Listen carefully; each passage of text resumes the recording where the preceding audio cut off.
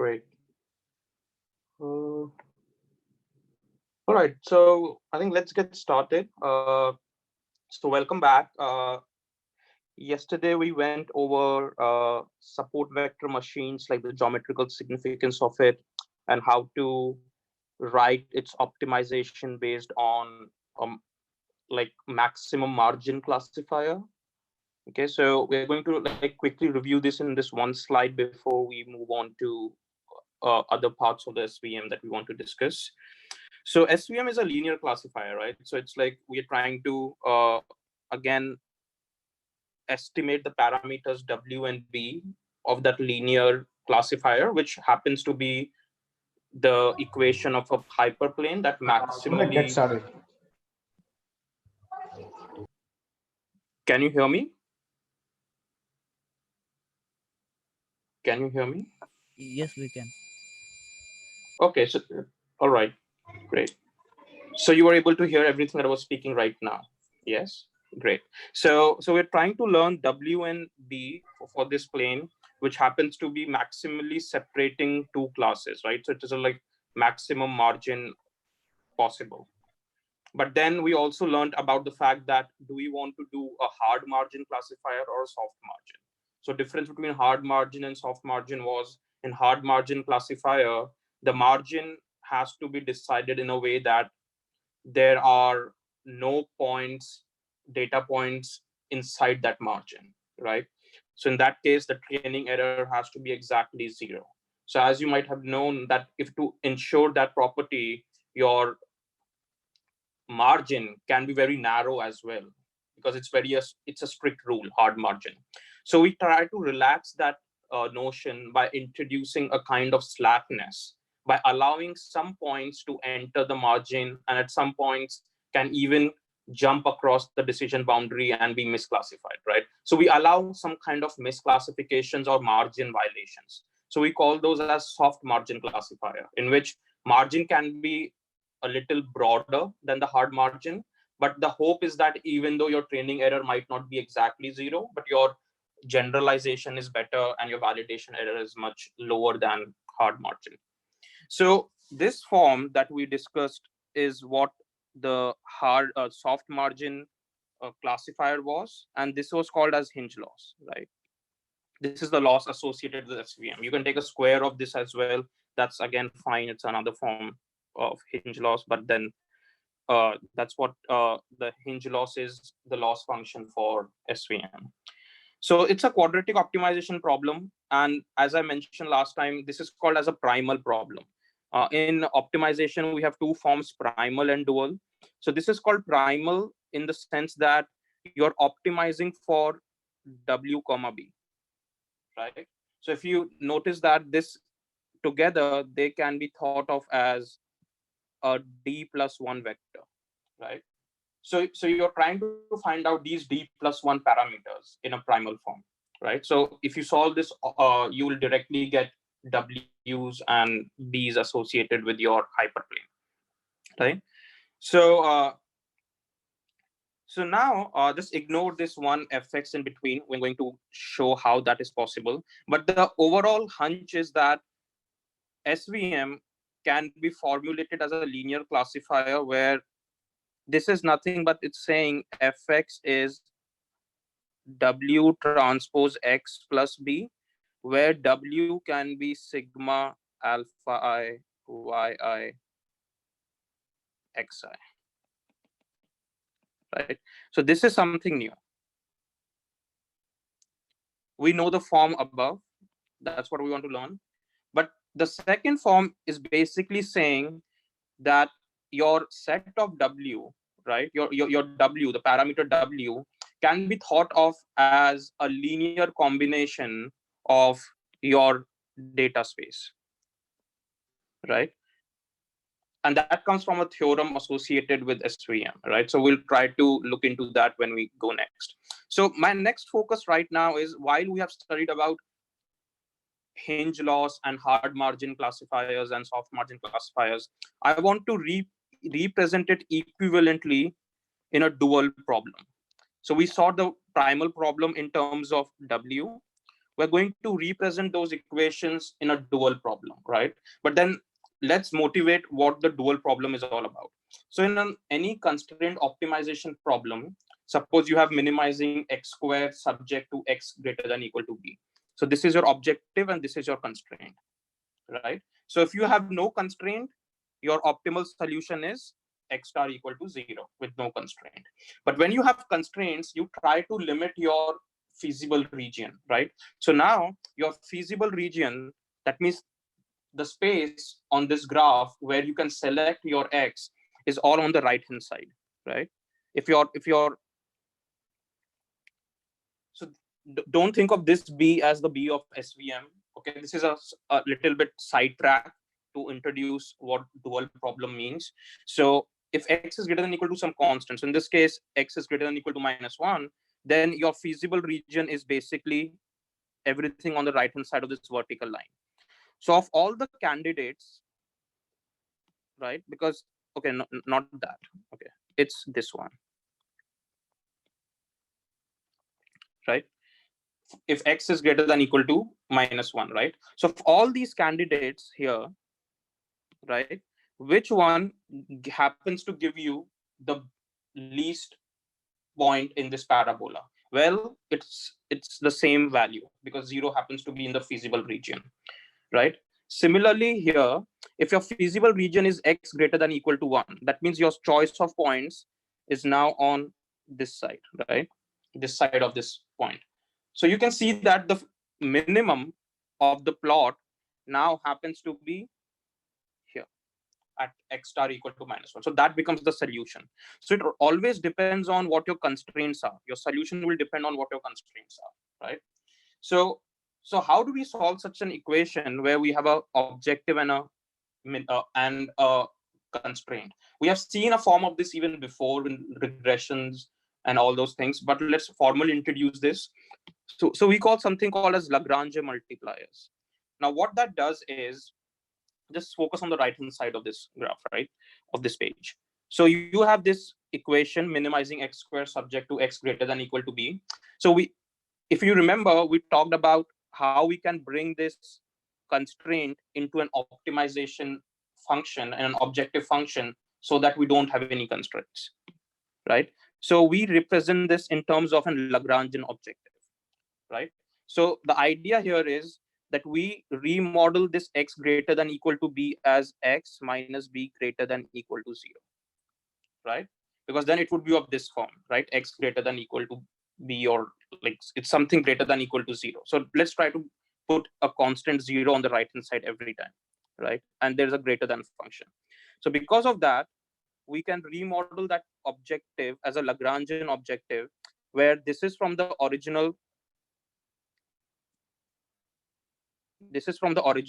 objective, right? And this term minus alpha x minus b happens to come from the constraints, right?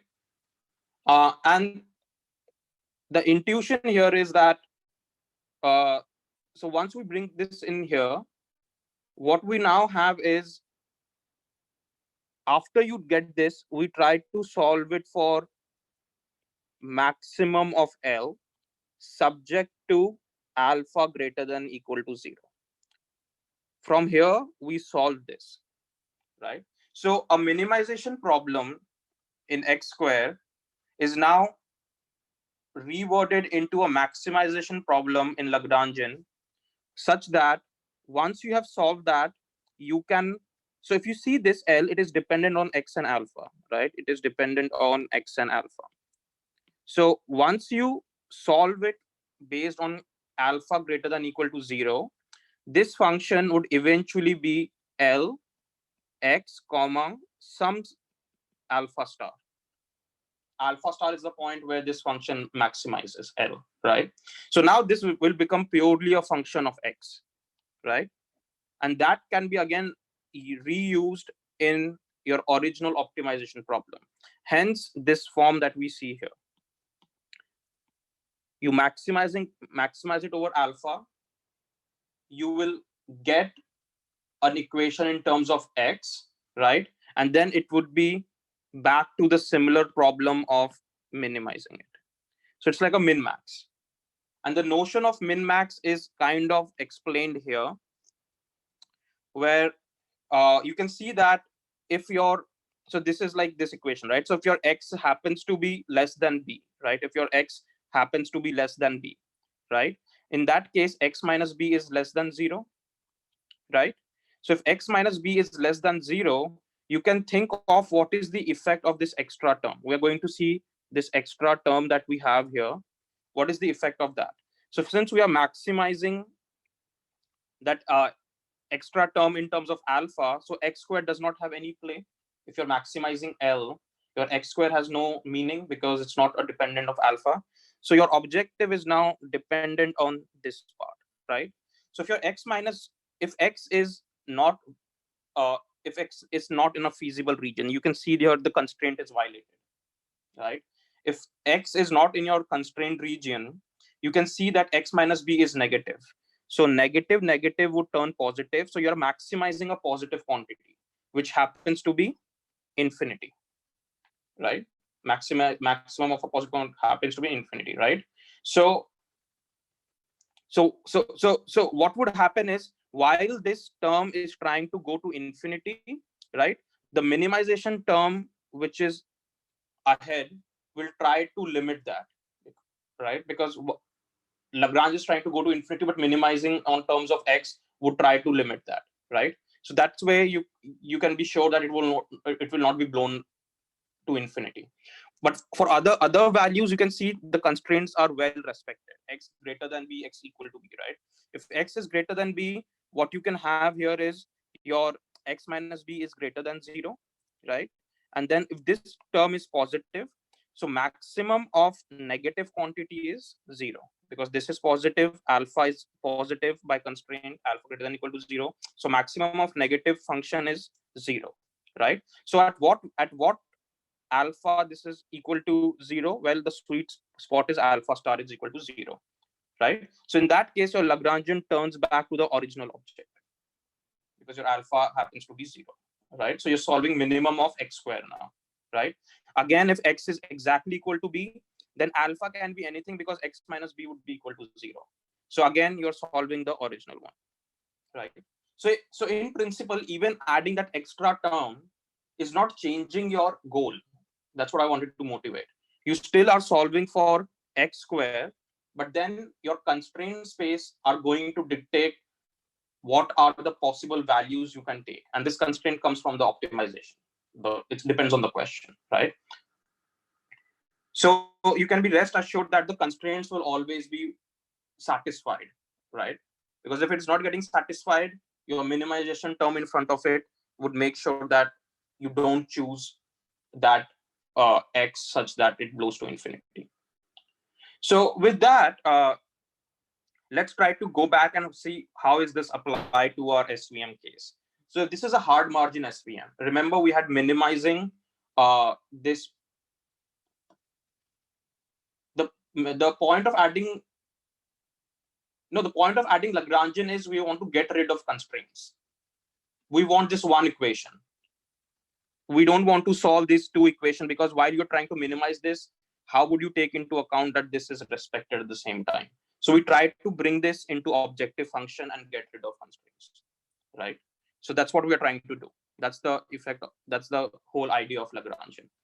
So we can see here that we have this objective, which is a quadratic function, and then we have a constraint, right? So you can think of this as, this is y fx, right? If I call it as fx, y fx minus 1 is greater than equal to 0.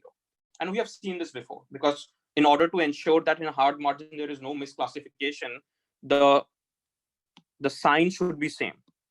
Yj and fx should predicted value, and the target label, predicted label and the target label should have the same sign. That means it's correctly classified, right? And in this case, it happens to be greater than equal to 1, because in hard margin, if you recall, we had this blue and red. So what is this equation saying? You can be anywhere on this line and beyond. Or if you are on the negative side, You can be on this red line or inside your own region, right? That's what this constraint is saying. Okay. So what we can do is we can rewrite this entire equation in terms of Lagrangian, where you can see that we have this original form. We bring in this minus, right? We bring in this constant alpha, and then we write this equation for all points j equal to 1 to n, right? Easy. So it's the same equation here. We get that. And your alpha is greater than equal to 0. That's coming from the Lagrangian. That means all these alpha multipliers, Lagrangian multipliers, should be greater than equal to 0. So now our goal is same as first maximize this L over alpha such that alpha is greater than equal to 0. You will get an L which has that sweet alpha, which is alpha star, and then it is a function of just W. Then you plug it back into minimization, right? So when you do that, this is what would happen, right? So you have this one equation where you're maximizing the entire equation and then minimizing. You can convince yourself that this is same as minimizing over W and then maximizing over alpha, right? And it's coming from some condition called a Slater condition, that these two optimization problems are equivalent, right? Because either you can decide to first solve the Lagrangian based on alpha and then minimize it, or you can solve the minimization. So your f w alpha would give you some w star, and then you maximizing over alpha.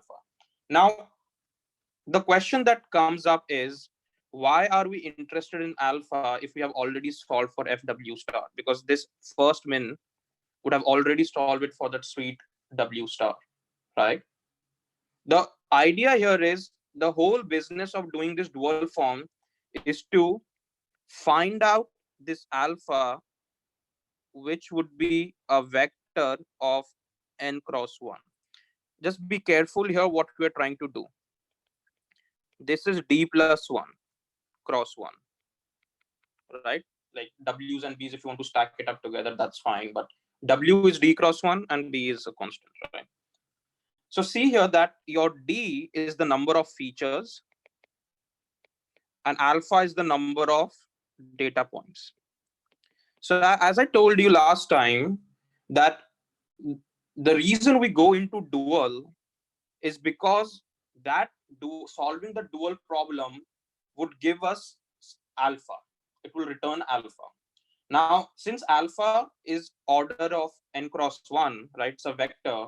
Now, what alpha represents is, that's something that would come up is the alpha I, is alpha I is data point xi comma yi. The data point is a support vector.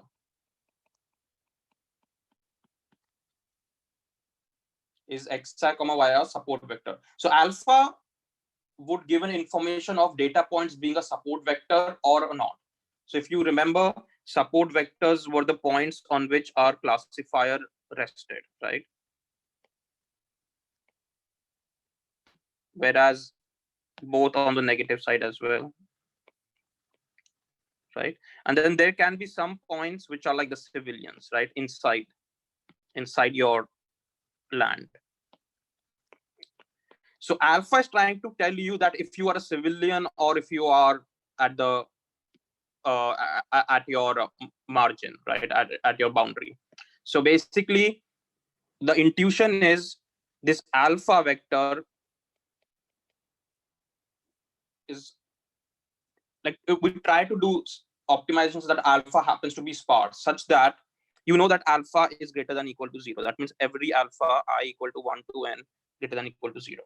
So the intuition here is that alpha I would be equal to 0 for most data points. That's why the sparsity effect comes in, that This even though alpha is order of n, you can imagine that there are million points compared to 1,000 dimensions. So you might say, oh, let's learn in W because we are getting 1,000 dimensions. So this W is 1,000 cross 1. Why do you want to learn an optimization which is million cross 1? Well, if you are concerned about finding the support vectors directly, you might do that, but dual would be helpful when we go to non-linear decision spaces, right? So that's the whole motivation as well. But as far as we are in the linear classifier region, what we're trying to say here is if alpha I is equal to 0 for most points, then those points are called as civilians. Like I'm trying to use this fancy word, it doesn't exist in technicalities of SVM. It's just to make sure that you understand. So these points are called civilians for us, for this topic, right? And points where alpha I is greater than 0, strictly greater than 0, those would be the support vectors. That means directly by just solving the dual, you can actually find the support vectors. That means out of million data points, you probably find out that there are like 100 or 200 points which are support vectors, which basically means that if you disregard all that million minus hundreds, if you disregard all the civilians and you just keep your support vectors with you, your decision boundary would always be same. That means all these points which are civilians will have no effect on the decision plane. And that's true, right? Because if you're a civilian and if you are at an LOC, right? If they are important to LOC, well, they are not important to LOC. Only people or the army personnel who are guarding their own margins, which are called as support vectors, those are important for the LOC, right? LOC is a line of control, which I'm calling it again, which is a decision plane, right? So that's what it is, right? So that's the intuition that alpha would be strictly positive. If so, then find out all those points which are xi, those would be your support vectors on which your decision plane lies. So what we're trying to do here is, that was the intuition, right, of what the dual problem is all about. So if you have this dual problem where we want to solve this, right? So you can see that we have this dual problem. You minimize this and then you maximize over alpha. So to solve it in terms of W comma B first, right? So if you have to first solve for W comma B. So what you do, you take a derivative and equal to 0, right? So you take a partial derivative with respect to W, partial derivative with respect to B, you equate to 0, right? So this is what we get. So we can see that our parameter W is indeed linear combination of all the data points weighted by alpha. And this was something that I was trying to get at. That's what we derived, right? So if you remember in the opening slide, I was talking about W in SVM is kind of a linear combination of its feature vectors across all data points, right? So it's basically like your weighted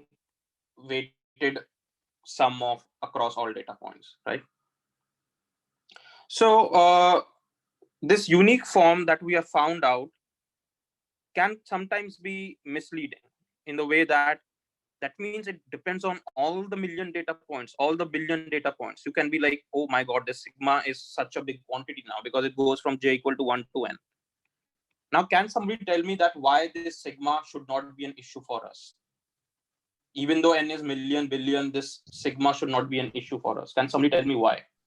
Because the points which are not the support vectors would have alpha as 0. Exactly. Most of this sigma would have a 0 term for all those civilian points. That means there would be these selected few support vectors for which alpha j would be greater than 0. Now you can convince yourself and connect it to our discussion yesterday that your W is only dependent on support vectors.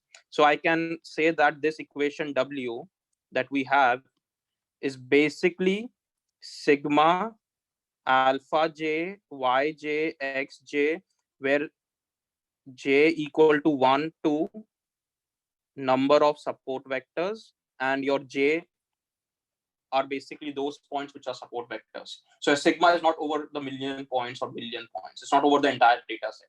It's over the selected few points, which are the support vectors. The another condition that comes up from solving dl by db is this term.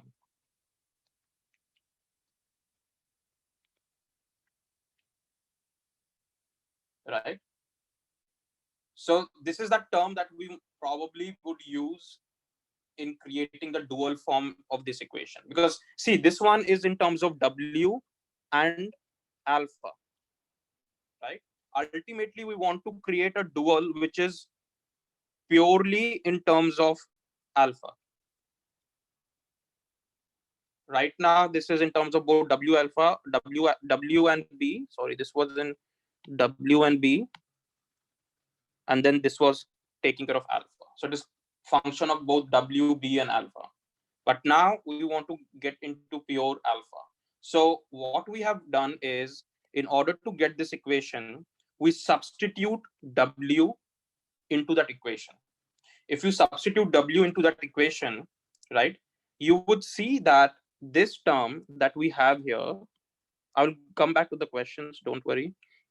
This term we have here is basically, can you see that? Because what is w? W is this term. So if you take w transpose w, your alpha j, yj, so that means you're taking a pair, right? And this is basically what your double sigma is, like sigma sigma over I comma j. So basically your alpha j and yj are scalars here. So the only vector quantity that we had here was xj. So that gets to be the dot product. This is the dot product.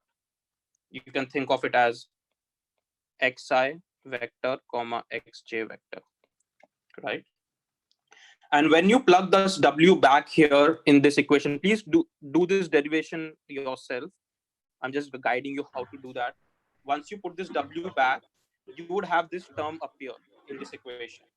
By using this equation too, you can replace sigma alpha j yj as 0, and that will only leave this term, which is minus alpha j multiplied by this quantity minus 1, right? So plus, so minus minus becomes plus, so that is plus alpha j, right?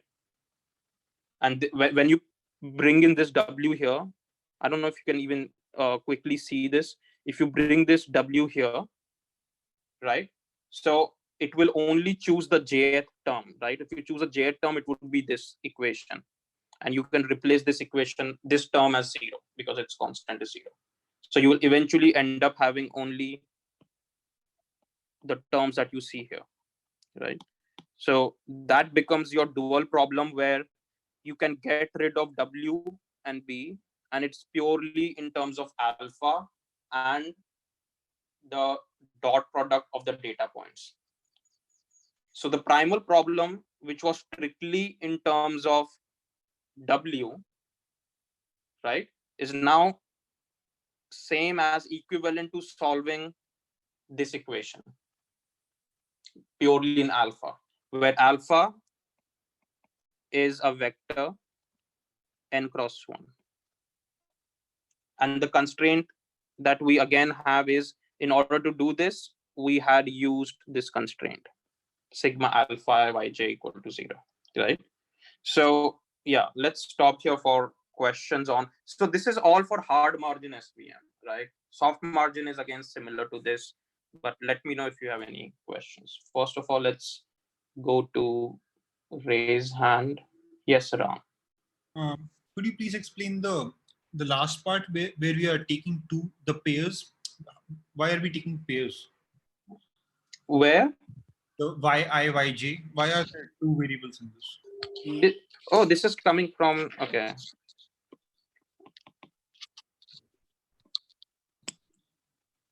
You can think of this as, see, what is this norm of w square? W transpose w, yes? Yeah. That is your norm of w square. Forget about half right now, right? What is w? Sigma j alpha j yj xj. Yeah. Right?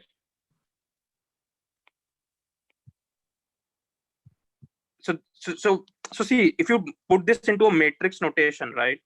What are you trying to do? Let's motivate it from matrix notation so that it's easily it's intuitive in that way. So what is W?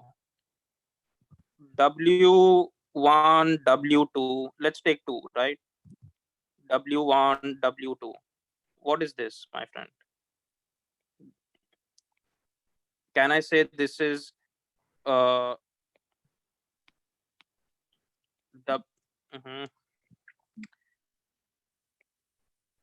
okay, let me W1 square, right? Yeah. So this is 1 cross 2, 2 cross 1. So W1 square plus W2 square. Yeah. Right. So now think of this like alpha j and yj are the scalars, right? Yeah. Those are scalars, right? So when you do that, so what you're trying to do is now you're trying to take 1 point. So now xj's are like, so these are the constants for jth term, right? Yeah. So what we're trying to do here is we're taking the pairwise combinations of all the data points. So it's like, right? Like let's choose 1 point, then every point with this point, and then yeah, exactly. So this is double sigma. This is a condensed form of double sigma. Okay. I equal to 1 to n, j equal to 1 to n. If it helps you recall, think of it as the correlation matrix X transpose X, where every term was dot product with each other, right? Yeah. So, but now it is weighted by their parameters yi. So yi means it's the class label of the point xi, and alpha I is the property of that xi being, is it a support vector or not? That kind of scaling factor, right? Xj has its yj and alpha j. So when you take this pairwise combination, because in W transpose W, you're taking pairwise combinations of all Ws. So in a way, you are taking pairwise combinations of these terms, right? So one sigma can be governed by I, another sigma can be governed by J. Got it. Right? Yeah. Because if you don't take I and J, it would be only xi square, and all those terms. So we want to have that effect of x1 multiplied by x2 as well, x1 multiplied by x3 as well, right? Yeah. So that's the term. Is this whole thing, the yellow shaded thing, the loss? What is? No, this is the objective function, right? So it started from the loss. See, it started from the primal form, where, so in this case, this was the constraint, right? So right now there is no loss because it's a hard margin SVM, right? But we can convince that this equation can be thought of as 1 minus sigma I and plus sigma. That's what the next slide is all about. Right now it's all hard margin where the loss is exactly 0. Because in hard margin, you are training for 0 loss. Yeah. Yeah. So that is the equation, right? So it's not difficult to do it for the soft margin as well. We'll just show you quickly how what are the changes, but it's not critical changes. I think that wraps up the raise hand feature questions. Okay, so now let's go back to this one. Rahul, can you repeat why alpha b sparse? Why will it be 0 for points not on support vectors? Well, that comes up while solving these equations, right? So when you solve this, so these are called some constraints, right? So when we look into these constraints, right? So in that case, it happens to be that the points which are, so there are some list of constraints, right? So let me see if I can see it from here. Because this term sigma alpha j yj is equal to 0, like sum of all these labels, right, is equal to 0. Right now I can't think over top of my head. Dr. Sethi, would you be able to recall this, like how points which are not 0 are support vectors and why? I think it comes from the KKT conditions and all those. Yeah, it comes from the KKT conditions. So the ones that are 0, so think of it this way, right? Your for your boundary, what matters is what are support vectors. The points that are not support vectors, you can move them around any way which you want. Your boundary will not change. As long as they do not become support vectors, as long as they do not cross the margin, you can move them anywhere. Okay, so they don't change the boundary. So their coefficient is 0. Okay, what was the condition which you mentioned? Karush-Kuntakar conditions. So- Those come from the Lagrange multipliers. Okay. So KKT has 4 parts. One is primal feasibility. That means if you take the derivative of your primal loss function, it should be equal to 0. The other part comes from dual feasibility, which basically means if you take a derivative of the objective function in dual problem, that should be equal to 0, right? Then the third comes from the fact that let me come back again. Point 1 is coming from your what do we call this as first order? It's called as first order derivative of primal should be equal to 0. Then the second comes from the first order derivative of your dual has to be equal to 0. The third one is the primal feasibility, which basically means respecting the constraints of primal, right? And respecting the conditions of the dual, right? Primal feasibility, dual feasibility. And the fourth one is basically complementary slackness, which basically means you combine the constraints of both primal and dual.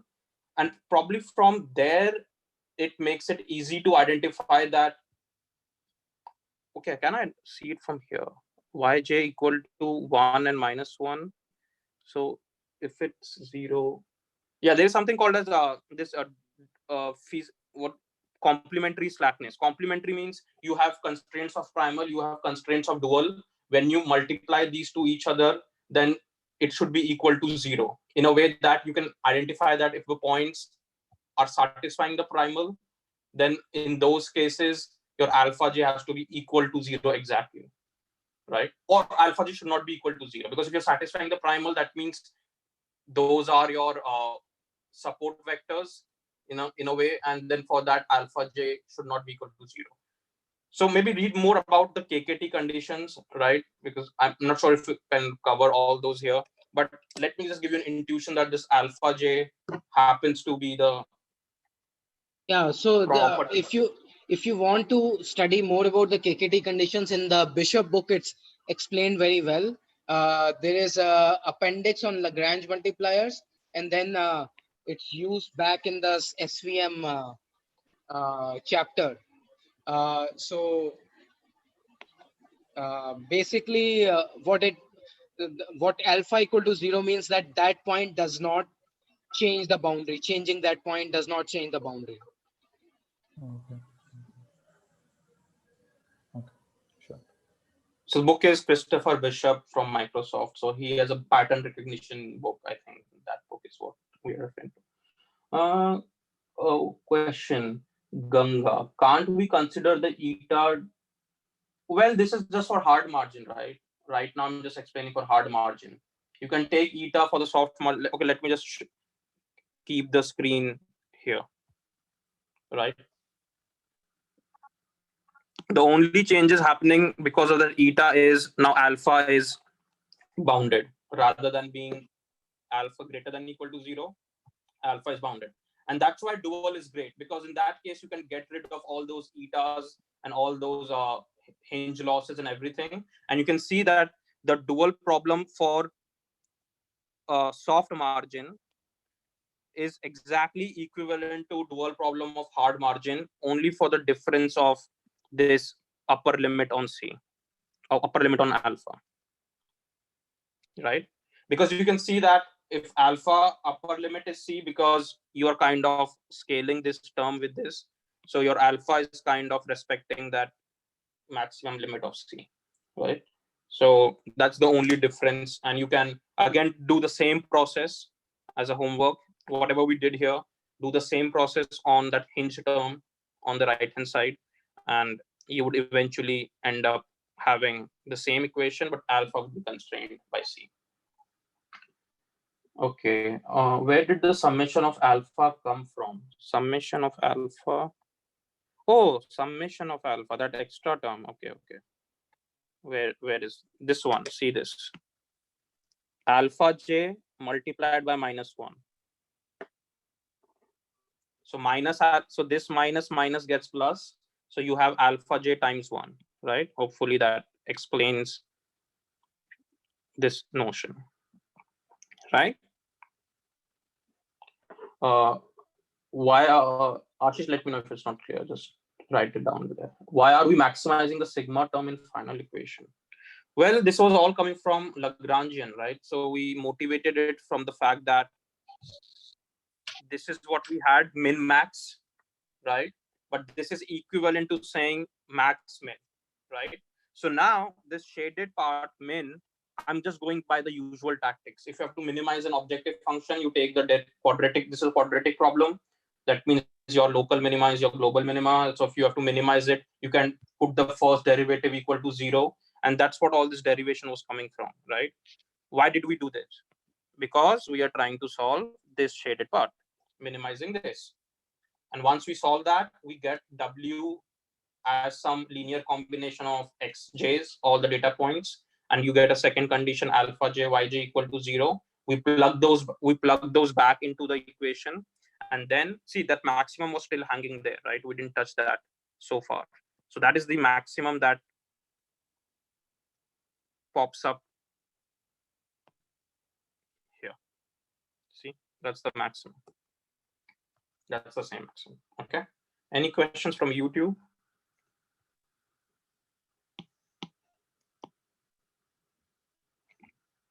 Okay. None from YouTube. Okay, great. So this is something called as representer theorem, which states that the W solution can always be written as a linear combination of the training data.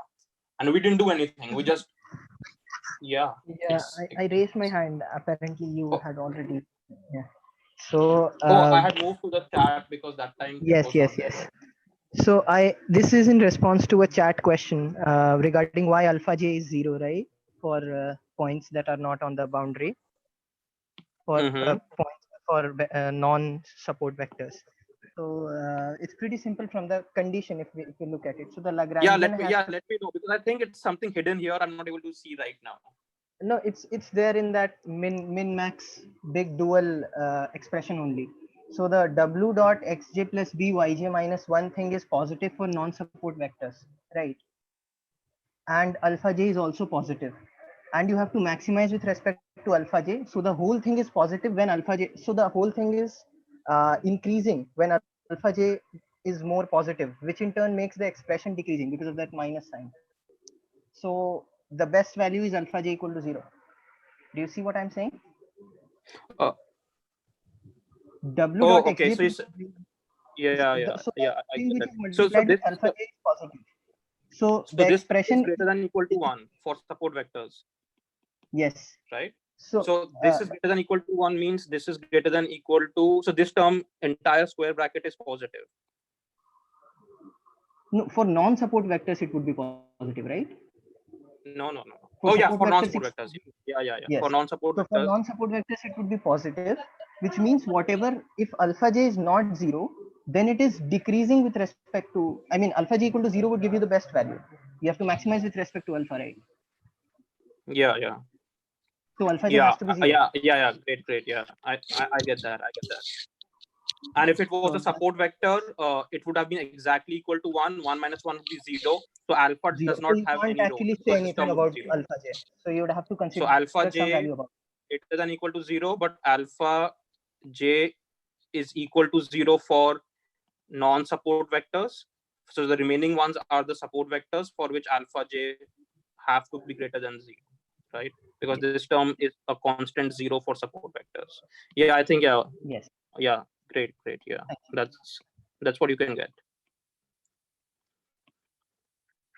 Yeah, guys, let me know if that was not clear, right? Because I think from the coding that equation, we can find out that alpha notion of alpha. Okay, so I think any other questions if I've seen? Yash, done, right? Okay, great. So okay, thank you. Thank you.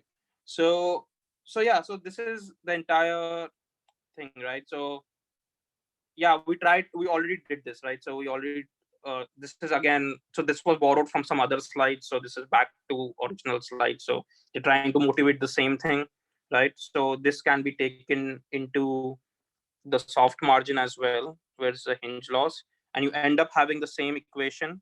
So you can see that the objective function does not change for soft margin or the hard margin in dual space, right?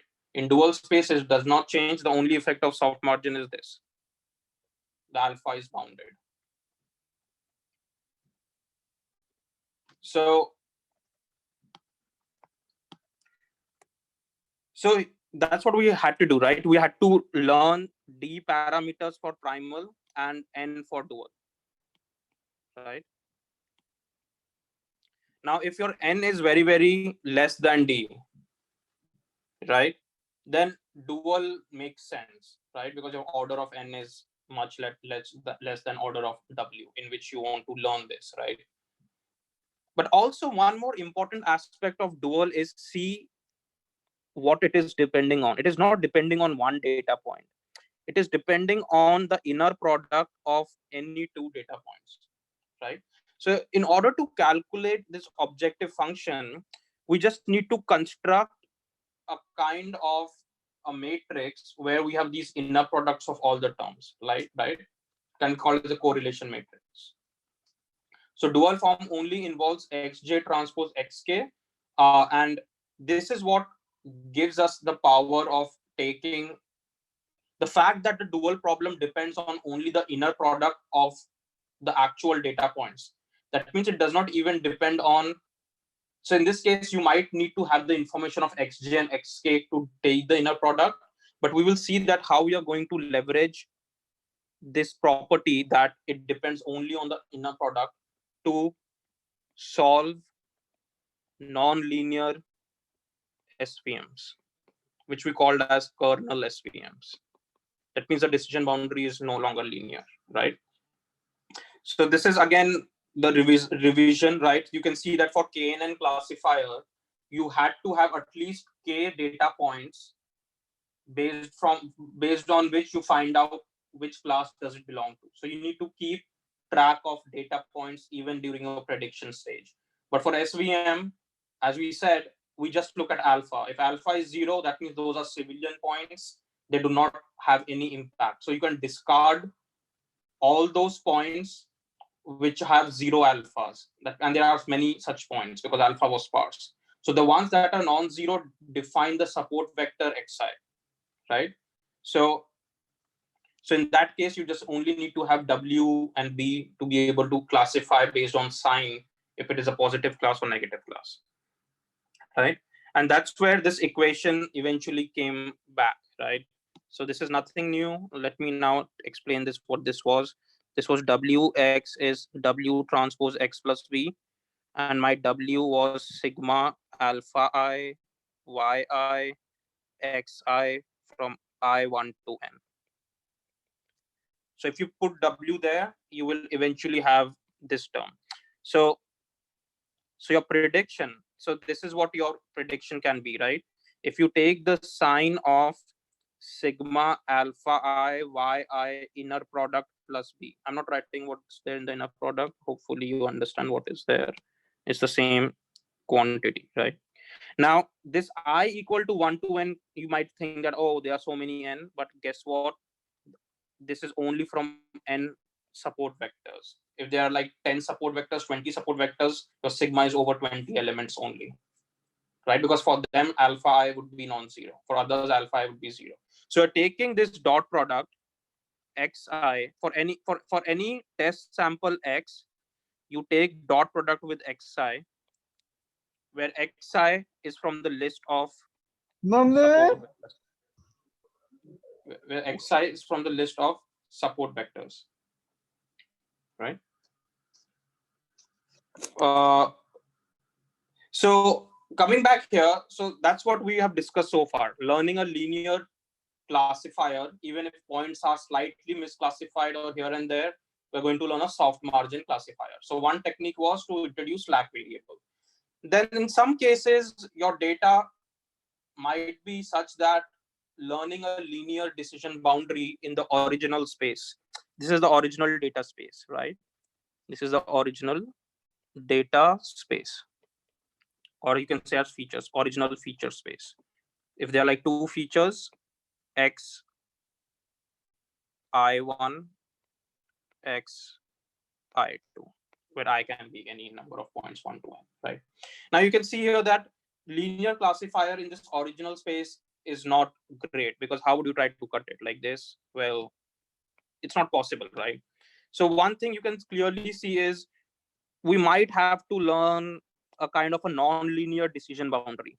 So we might have to learn a non-linear decision boundary in original space.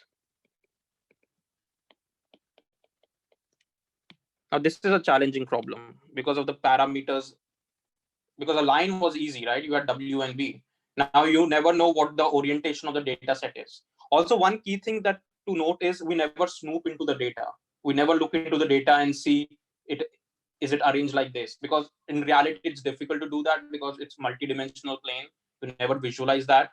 But try to not snoop into the data. Here we are motivating it because we can see the arrangement right now. But in practice, you never snoop into the data. Otherwise, you will become biased.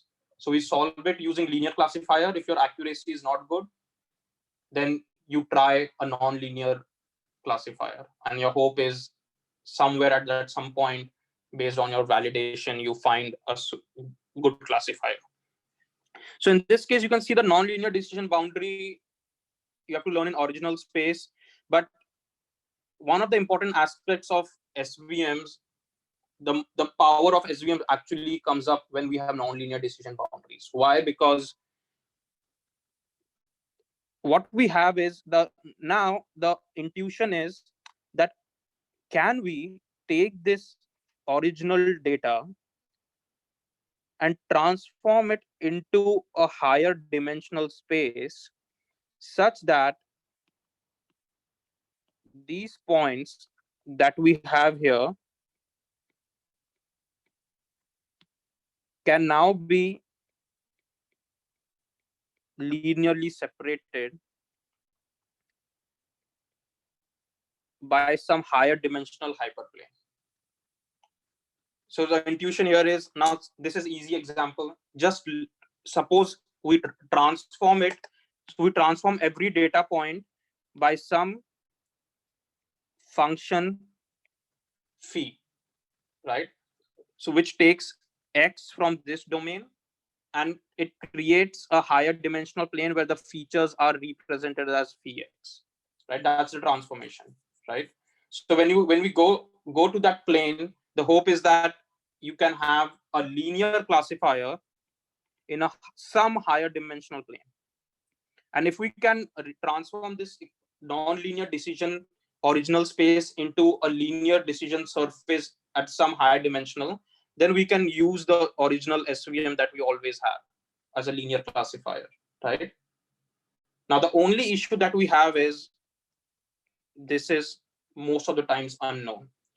What is that phi? What is that phi, and to what dimension you want to transform it so that you can go and find a linear classifier?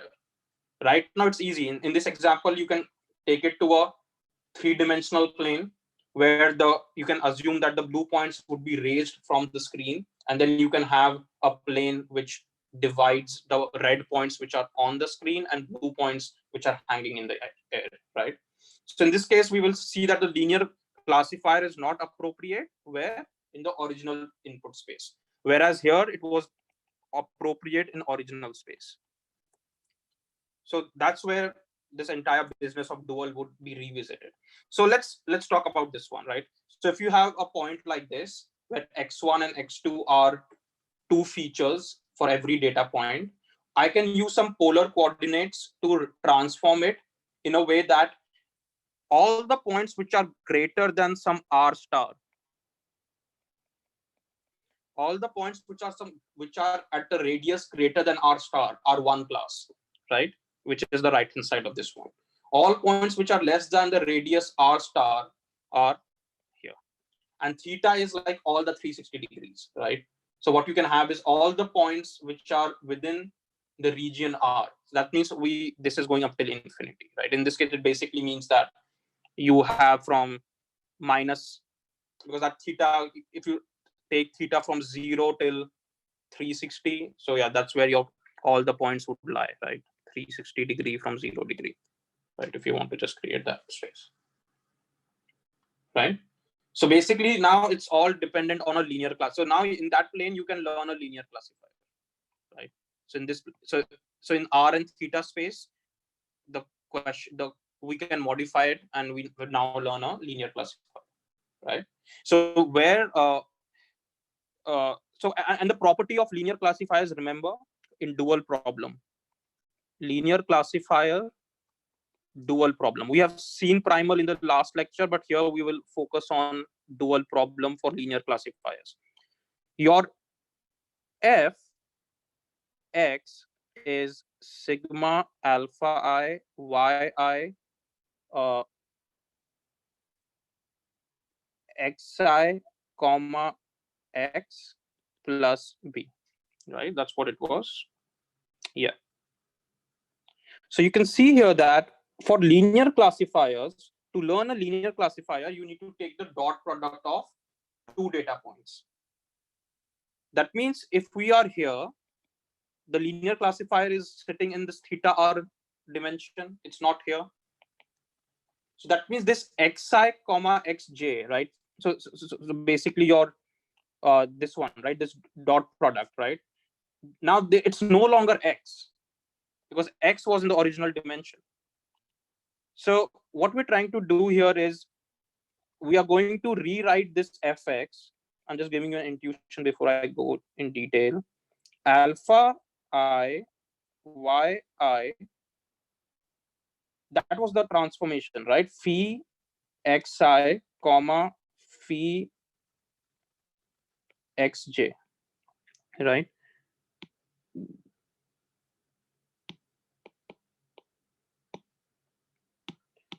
So I want to have this dot product notation with me in the phi space.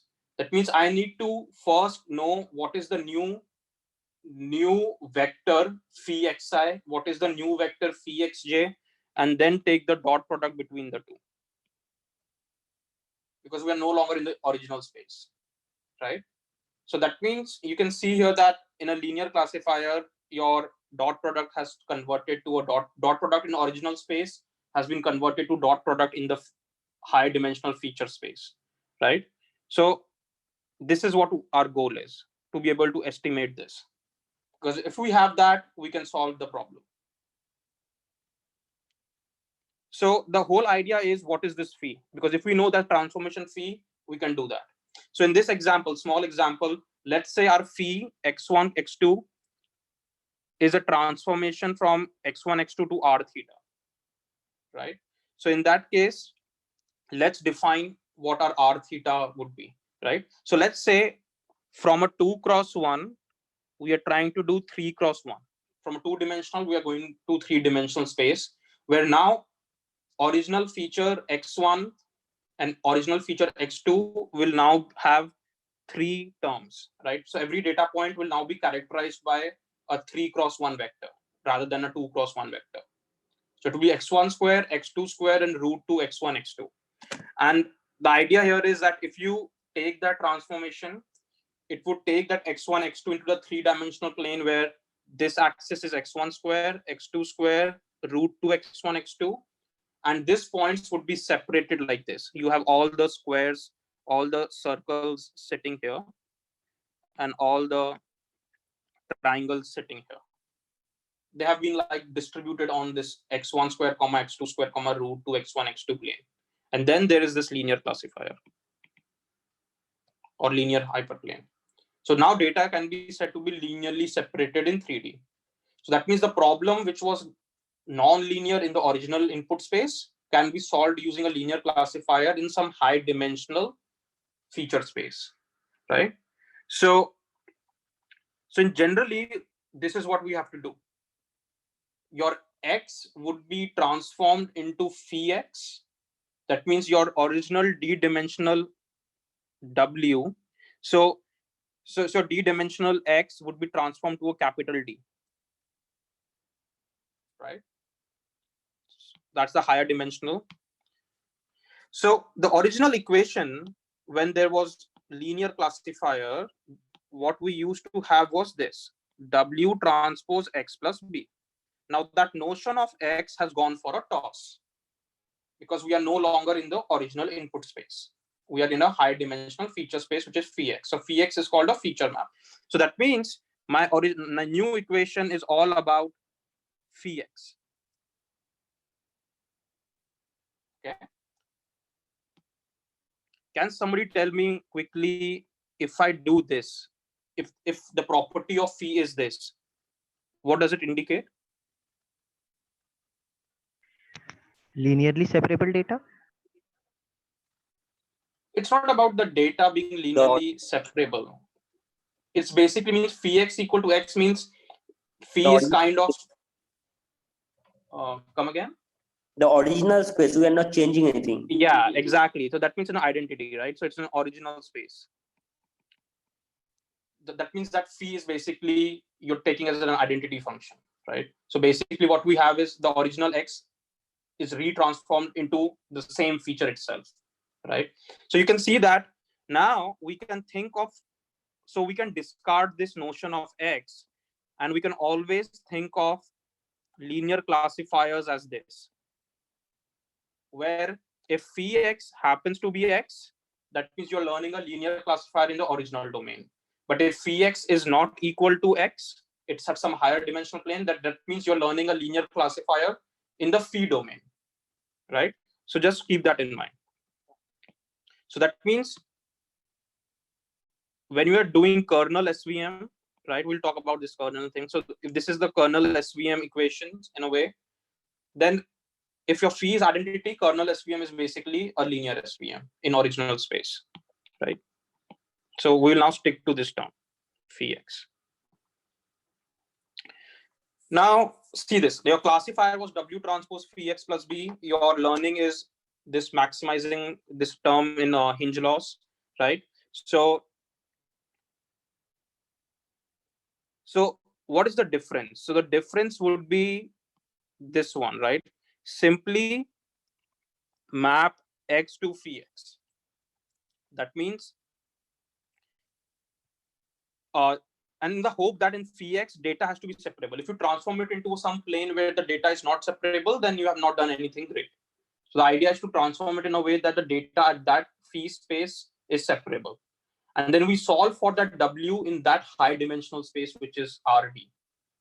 Now, if D is very, very greater than small d, if that means if the high dimensional D is small than the original dimensional D, then obviously there would be more parameters to learn for W, right? Because you can see that from a 2-dimensional, you go to a 3-dimensional for that example, right? So you are learning more parameters. That means your weight of W from D cross 1 has gone to capital D cross 1, right? Your dimension. So here is the deal, right? Okay, let me just pause and ask questions if there are any intuitions, like questions on here, right? Does the model learn phi or do we fix it? Well, Ram, just hang on a bit. In most cases, phi is unknown. In this case, this was a good example where phi was known. Here, the phi was known. The transformation was known, right? In most examples, you don't know the transformation. So we'll learn about what are those phis and how do we solve that in that equation, or do we really care about phi? That's the whole idea. Yeah, let me add to that. So you may not know phi by itself, but you know enough about phi in the sense that your kernel will be phi transpose phi, right? Oh, sir, don't tell that right now. No, I know, but I think we know phi is what I wanted to say, and we try different phis in some sense. Go ahead. No. My counter is we don't know phi, but we know phi transpose phi. That's the yeah. So if you know phi transpose phi, theoretically you know phi. But anyway. Okay. Yeah, because yeah. Okay. Let me not jump ahead. Yeah, that was a suspense. Great. So no worries, because that's what the derivation was all about. Yes. So what we had was, see, our prediction on fx was all dependent on this term, right? Xi transpose x. We saw that in a dual in that dual form when we were solving it. Your fx is this, right? In the original primal form, this was w transpose x plus b. W is now substituted as alpha I by I xi 1 to n, right? So when you do w transpose x, you get that equation. So you can see here that this xi transpose x was something in the original feature space, but if you are learning a linear classifier in a high dimensional space, are all xi's and x would be converted to phi.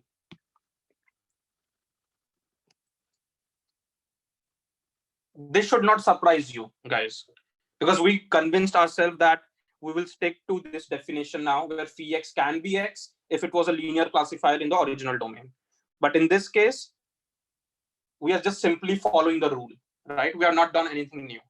So now you can see here that any decision on any point x, right, or fx is the decision, right, that you have to make on a point x. It will now depend on dot product of this part, right? This is a dot product or inner product. That means for any data point x, either you can find phi first and then do the dot product, or somebody gives you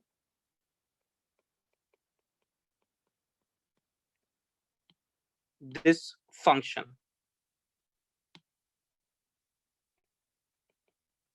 Let me call it as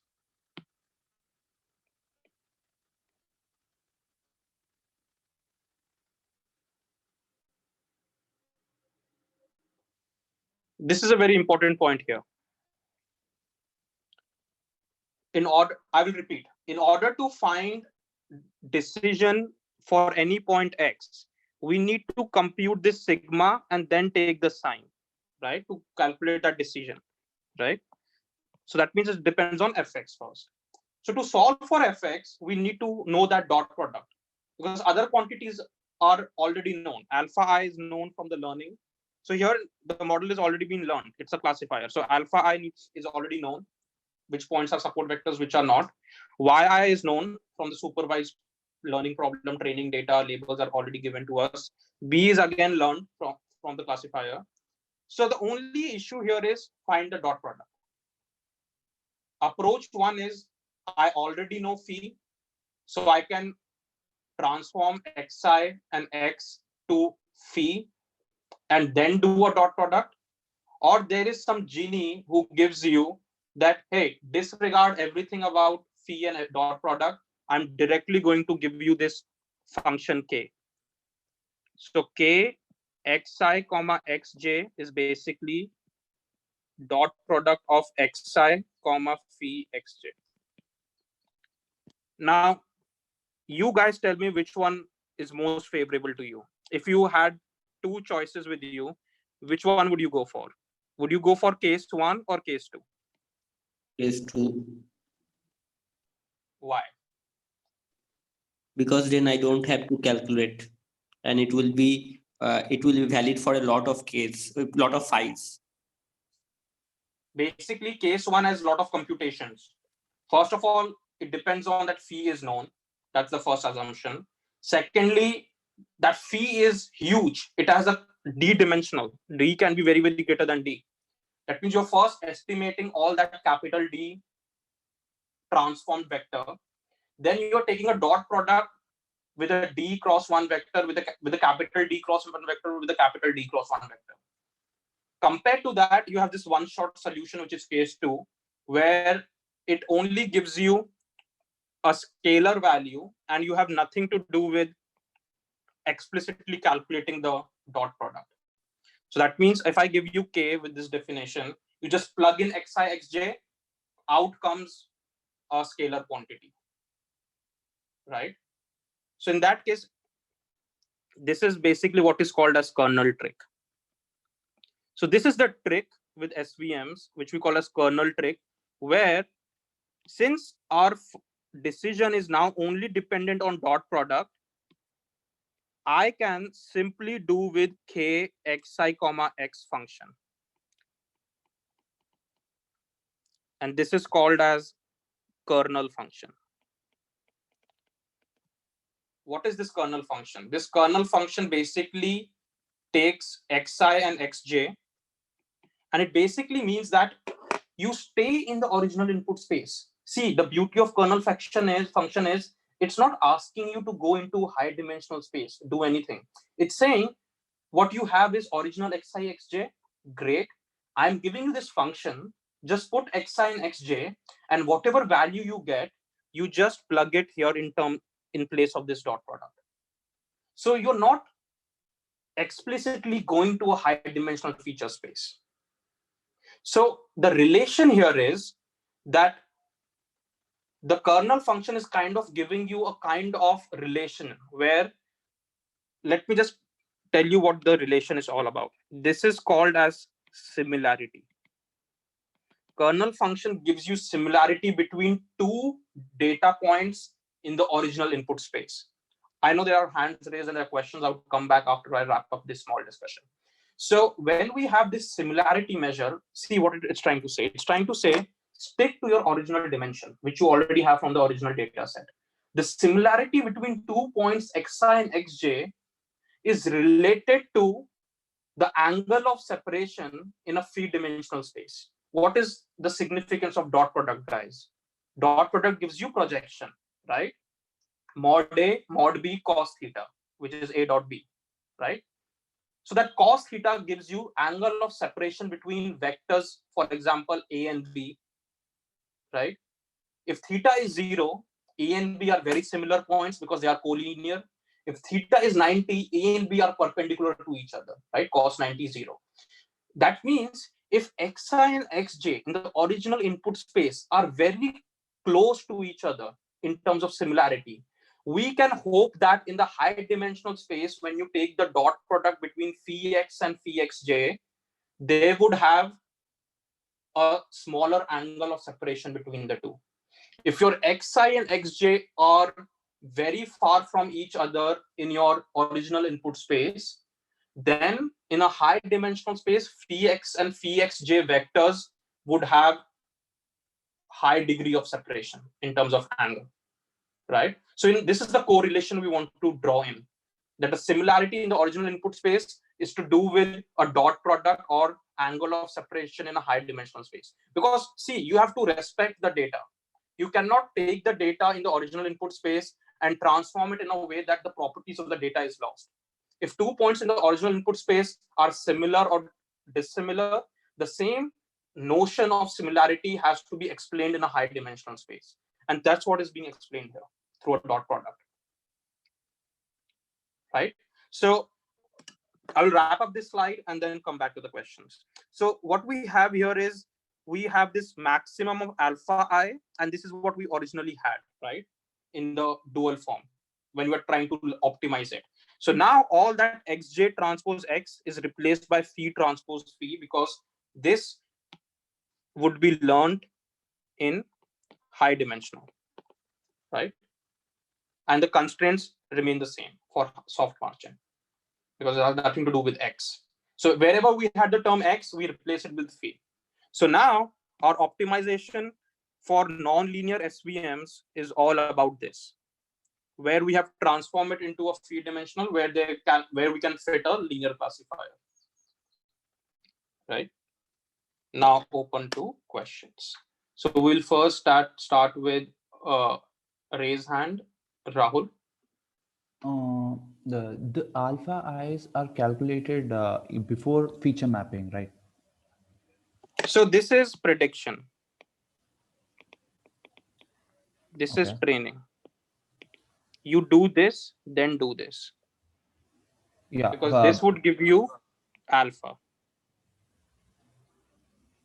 Okay. Even to get this alpha, we want this phi transpose phi. For that, we are using the kernel functions. That's right. Yeah, exactly. So here you are seeing, oh, JD told me about this kernel function for prediction, but the first problem happens in the training itself because there is this notion, right? So this is what I'm trying to do here. That whole, this black box would now be simply replaced by xj comma xk. Hmm. One shot solution.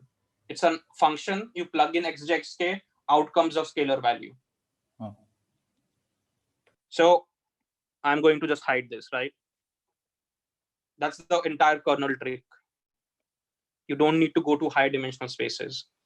Yeah. And in that case, what you can argue is, do I really care about phi now? Do I really care if phi was known to me? Well, you can say no, as long as I have k, which explains that property in the original space. If I have k, I don't need to know phi, even if phi can be infinite dimensional. We will study about that as well. Phi can be infinite dimensional. That means go to that infinite dimensional where there is a hope that something would be a linear classifier, because that is the maximum dimension you can go to, right? Infinite dimensional, right? And in that, there is going to be a classifier. So we do know which So k to apply when, for what this time? is again a kind of tuning. What there are many options for this k. What options do you want to explore? Like You can explore the one you applied earlier, the transfer feature mapping which you applied earlier, even that might generate some k. For that particular data, that was helpful. But you told that in higher dimension we can't visualize the data. So how will we know that? that's the entire idea. I'm not going to calculate phi. I'm just going to work with this k function. It is just a normal function. To give you an idea, here is what I'm trying to get at. Let me call it xj and xk, xj comma xk. Now you guys tell me, if I define, if I'm your genie and I give you this kernel function, which is xj comma xk, what kind of kernel function is this, guys? Dot product. It's basically a dot product. That means it's a linear in original input space itself. Okay. So do you agree that the moment the genie gives you this, he's basically saying that it is the original linear classifier in the original domain, right? Yeah. So dot product here means again a similarity measure in the original space. So this notion of k will always give you kind of similarity measure. So this is called as linear kernel. Linear kernel. Right? Question. Next question, Yash. Yeah, so k doesn't really have to be a dot product, right? No, it doesn't have to be dot product. If it is a dot product But in original xj xk, it's a linear kernel. yes, so what I wanted to ask Example. was, well, the fact that we have k, if we have k, then it's pretty easy to do whatever we are doing right now. So the dual space. Exactly. If we have k, only then. But how do we have k? Because k is not a random function. We need its gram matrix to be Yeah. semi-positive definite or something like that. Yeah, it's satisfied Mercer's property. These are called as Mercer kernel functions, for which we construct this matrix, which is phi dot product of all the term, because originally it was xx transpose, where everything was the dot product of xi comma xj, right? The correlation matrix. But in this case, every data point is basically k xi comma xj is basically some kernel function of xi comma xj, right? So not all, that's right, not all functions are kernel functions. They have to satisfy this Mercer properties, which is k is positive semi-definite. And we'll explore some examples of what are the possible kernel functions we can have, and then what in practice, what should you use for nonlinear. Just hang on to that thought. So a small question which Mhm. I wanted to consider. So the most famous kernel I have seen is the RBF kernel. Okay, don't say anything, please. There is a way that Okay. I want to reach that step, because if you know Okay, something so beforehand, please wait for those yes, topics. so it I was exactly going to ask that how did we find that in the first place? So that is going to come, right? Yeah, so we'll talk about that. If there are any questions, let me know. And probably if there's nothing that I have to talk about that, I might probably ask you to refer to page, because there's something that I can put in given amount of time here, right? But there is some kind of expansion on that dimension, right? Okay, so we'll talk about that. Okay, question. Oh, no question in chat. Okay, everyone is following. Great. YouTube, sir, YouTube.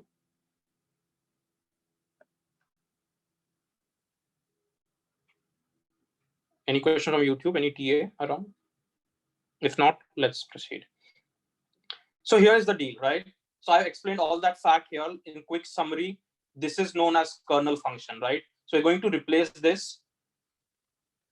And in this case, it's easy because you have a function, you plug in xi and xj. Once that value is there, you have alpha I learned from this model, and you can find out fx and see the sign of fx. If it's positive and negative, and you assign the class, right? Again, for learning, this is what we had. We already showed that, right? These are the key elements. So some genie should give you k. So look at this one. This is an example that we took before. We took from 2 cross 1 to 3 cross 1, right? Now, this is the transformation phi. In this case, it was known, right? This is the transformation phi, which was known. So let's do phi transpose phi, just because we are interested in this, right? Because it's a 3-dimensional, we can take that liberty to go to 3-dimensional. So every data point is converted to corresponding 3 cross 1 and dot product with the other points 3 cross 1 vector. So it's a dot product. Ultimately, what do you get? Ultimately, this is x transpose z whole square, right? That means it's again back to dot product and taking the square of the dot product. So in this case, this is the kernel function k, because this was the property of k. So k for this phi is this. This is one type of k. So far we have seen two types of k. X comma z. This one is x comma z whole square. So now see this. If Genie had already given you this in the starting, then did we really care about what it means to be a 3 cross 1 vector? Did we really care about calculating this? See how many computations are being done here. Order of 3, right? And then there is a square to be done again. So to save us time in terms of computation and to save ourselves the fact that this should be known, if somebody can give me a kernel function, I should just go with that and quickly solve my training problem. So that's the trick. Classifier can be learned and applied without explicitly computing phi x. In this case, we knew phi x. In most cases, we will not know phi x because we can't visualize the data. We can't just experiment with phi, and then find out, oh, at this dimension, we have a linear classifier. So our hunch is to rely on some kernel functions to give us that similarity of data points. See, this is again a similarity measure. Anytime there's a dot product, there's a similarity measure.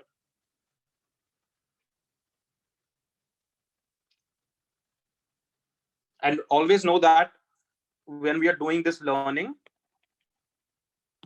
your complexity depends on I equal to 1 to n, number of data points. It has nothing to do with feature dimensions, because where do you see notion of D or capital D here? There is nothing. It has been all hidden inside this K just by one function. So it's a function call. You can call this function, it outputs a scalar. So there is no notion of dimensions.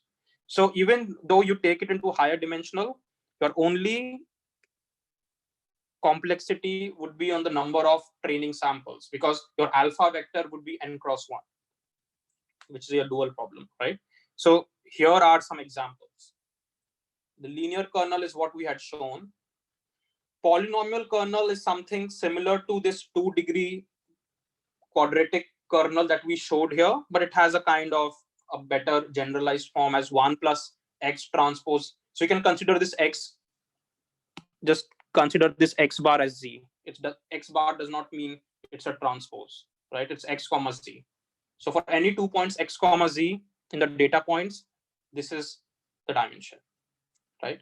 And then just keep an eye on this one. When you have a polynomial of degree d, now this d again, folks, is not the d of input space. Choice of symbols here are a bit off, but this d is any d. You can either experiment by going d equal to 2, 3, 4, and it will give you degree 2, degree 3. For example, this was degree 2. This was degree 2, right?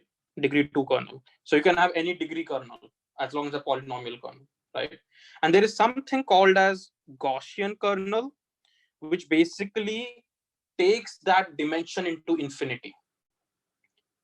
That means somebody had to give you this phi, which is infinity cross 1, in order to first calculate that, take a dot product, and then apply that phi transpose phi. In short, what they have given you is a function. And you can see that in all these three, there is a respect which is maintained to the similarity. You can see that this is a pure dot product, which means similarity between x and z, or x and x dash. Here also there is a dot product which respects the similarity. This is now the L2 norm. Again, L2 norm is again a distance measure in this case, right? Square of L2 norm. So in that case, again, it takes a similarity. How? If you make x equal to x bar, that means in the original input space, they are exactly equal. You can see that the kernel x comma x bar would be equal to 1. Right? And if x and x bar are very far from each other, if x and x bar are very far from each other, that means this difference is pretty huge, square of difference is pretty huge. So e raised to power minus huge would tend it to 0. So your kernel function in that case would be similarity would be tending to 0. That means that points are dissimilar. So that's what we are trying to get at, right? If points are similar, exactly the same, your kernel function would give you the similarity as 1, which is the maximum similarity in this case for Gaussian. And if your points are very dissimilar in the input space, then those should have similarity as 0, right? And somebody asked about this infinite dimensional.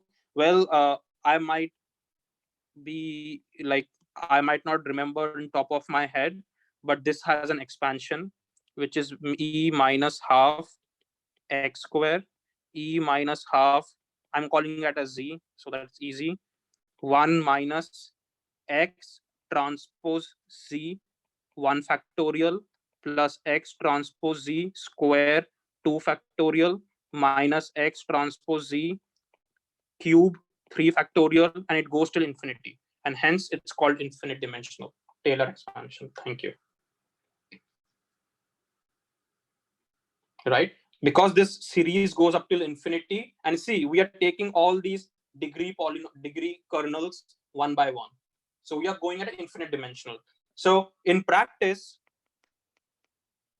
try this is the first try this linear first. If this doesn't work, try Gaussian, because Gaussian is infinite dimensional. So in some infinite dimensional, there would be a plane, obviously, because if you do take an infinite dimensional, there would be some transformation where you would be able to classify it linearly, right? So in this case, now what happens is there is a new hyperparameter introduced. Here it was the degree in polynomial. In this part, it is this gamma, where gamma is 1 upon 2 sigma square. Okay, which basically means I'm going to now remove this term, look at Taylor expansion so that I can clean my board. Okay. So it basically means for every data point, if you're trying to fit a Gaussian kernel, variance is high, the spread is low. In that case, gamma is high, gamma is low, because gamma is 1/2 sigma square. This is x, one data point. Right. So this becomes a hyperparameter that has to be tuned, sigma or gamma, right? Is related. So that is the hyperparameter we have introduced. Okay. I'll probably keep this slide so that those who don't have any questions can read it. In the meantime, I will take questions. Yeah, Aryan, I just mentioned, let's try with linear kernel first. If not, play with the Gaussian. That's the practice. Ashish. First Ashish, then Ram. So as the learning depends upon the kernel depends upon the number of points rather than the dimensions, right? So in my opinion, if this is considered, then it won't scale well with the large number of data points, right? SVM in general. SVM for large number of data points, you have to first calculate the small k, right? Yeah. So I mean, since the complexity depends upon n, which is the number of data points, which is n cube, right? Yeah. So this is not a good algorithm for large number of database, like large database. No, so this is just an optimization form. This is just an optimization form right now. To solve it, there are many algorithms which can solve it quickly once. So there are algorithms in libraries, libSVM, liblinear, and there is SMO, sequential minimal optimization, which takes 2 data points at a time to optimize and iterate over the data points. So there are algorithms in place which can run it, but you are right that the scalability is an issue because all these are sequential algorithms, right? But at the end, what you're going to learn is a sparse alpha, right? But you're right in your statement that it's kind of a linear. That's why in my research, I've tried to create and publish like distributed algorithms to train SVM, right? On cloud and edge. So there has to be kind of, because these are all based on sequential algorithms, right? So if you have all these data points scattered with the different users, to bring them all in one place and learn these expensive classifiers and train those, it's not feasible, right? So can we create a new algorithm which can distribute it over data points? So I'm glad you brought it up, but yes, your understanding is correct. Ram? Yeah, so what we are basically doing with the kernel function is we are trying to directly find out what is the dot product of phi of xi with phi of x, right? Inside that it is already taken care of, so we are just doing k. So the k is standard RBF kernel or the Gaussian kernel that we are saying here is, so it has taken the transformation in an infinite dimensional. So there is a dot product happening at infinite dimensional. Yeah, so basically k gives us that dot product matrix, right? It gives you similarity of xi and xj. Basically, it gives you that dot product answer in one shot without knowing that phi. Yeah, without knowing that phi, right? But so let's say I'm assuming things over here just for clarity. Let's say we know phi, okay? Let's say. Yeah. Then we find out the dot product by like phi of x dot product phi of x hat or whatever, right? Just like this example, right? Yeah. You calculate it explicitly. Yeah, so both the dot product matrices should be same, right? For this thing to work. Oh, this is phi on phi, application of phi on phi. That's why the same transformations are there on both x and z, right? This is the same function. So you see the same transformation happening on x and z. Yeah. Right. Yeah. But so then this is not computationally efficient. So if you can ask the person to give you this function directly, then better use this. Yeah. Because what is X? 1 cross 2, 2 cross 1. Whereas this is 1 cross 3, 3 cross 1. Yeah, I got that. So what I'm trying to say is basically, so this final answer that K transpose Z square should be the same for K and the phi thing, right? It happens to be the same, right? This is exactly this equation. Yeah, So in this either you example, it is same, but I'm trying to say like phi can be basically anything, and we just have three Right. functions to experiment with. How can, like, how does this relate? Because how does these three functions give any possible? It's all about it's all about going into dimensional feature space, right? So here you are going to d degree, but here you are eventually going to infinite dimensional. What is more than infinite? There's nothing greater than infinite, right? Yeah. So in infinite dimensional space, the hunch is if there exists a linear classifier, why it most probably better be in the infinite dimensional space, right? But it's again, you can choose to go step by step. I'm just giving you in practice. People would try a linear classifier. If not, they will directly go to RBF, because in infinite dimensional space, they at least know that there would be a classifier which can be a linear. Because here it's all about experimentation again. Increase the power of D. But if you're learning in the first stage right now, probably try 1, 2, and 3. Even in 2, you can try from 2, 3, 4, 5. Try to see the decision surfaces, and then try 3. Ultimately, you would realize that from 1 you can directly go into 3. Like the most popular RBF kernel, most popular kernel for nonlinear is RBF, because it's not taking into account that you need to know which dimension. See, there is no notion of knowing which dimension. Here, at least you know you have to go to degree D. So here it's all about hyperparameter gamma, which basically controls how well you want to fit your data or how bad you want to fit your data. Gamma is probably helping you to determine the influence of points on each other. So high gamma means high complexity. That means highly complex decision surfaces. Low gamma means low complexity. So if gamma is very, very low, right? If gamma is very, very low, right? What would happen is it will kind of learn a linear decision boundary, which might be underfitting the data as well. So this is like high complexity of decision plane in original space.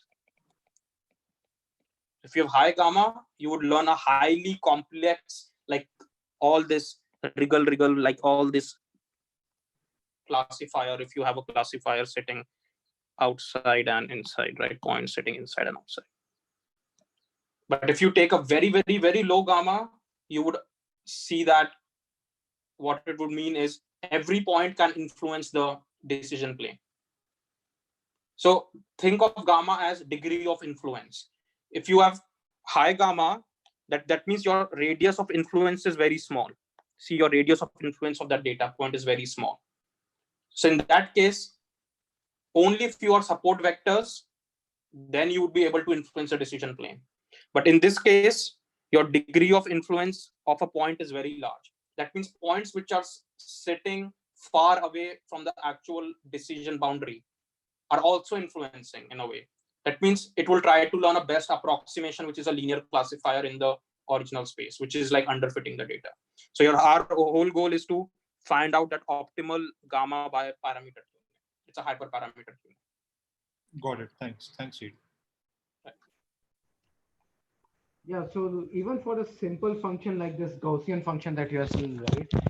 Phi transpose phi, there exists a phi for which phi transpose phi will give you this e to the power x minus x dash mod squared by 2 sigma square. Okay. So now, but that phi is an infinite series in x in powers of x. Yeah, I think I showed it before, like trailer expansion. Okay. So, yeah. Okay. Right. So we don't really have to worry about it. And this whole idea about high sigma smoothing and low sigma making it more peakier, that itself is basically makes this sigma hyperparameter that you will tune.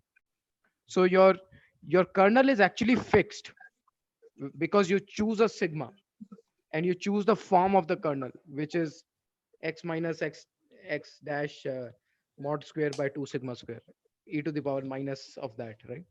So it is fixed, but you can which kernel to choose and which sigma to choose and which like that d power to choose, that all is hyperparameter. That all you decide, just like you decide any other hyperparameter based on validation performance. It also has a regularizing effect, Right.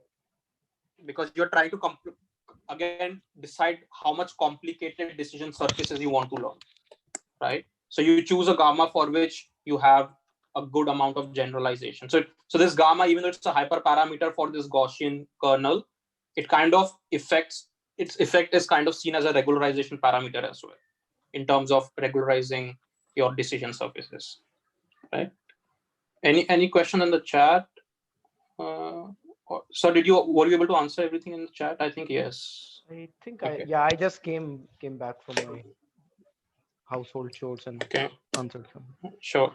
Any question on YouTube? No, nothing on YouTube.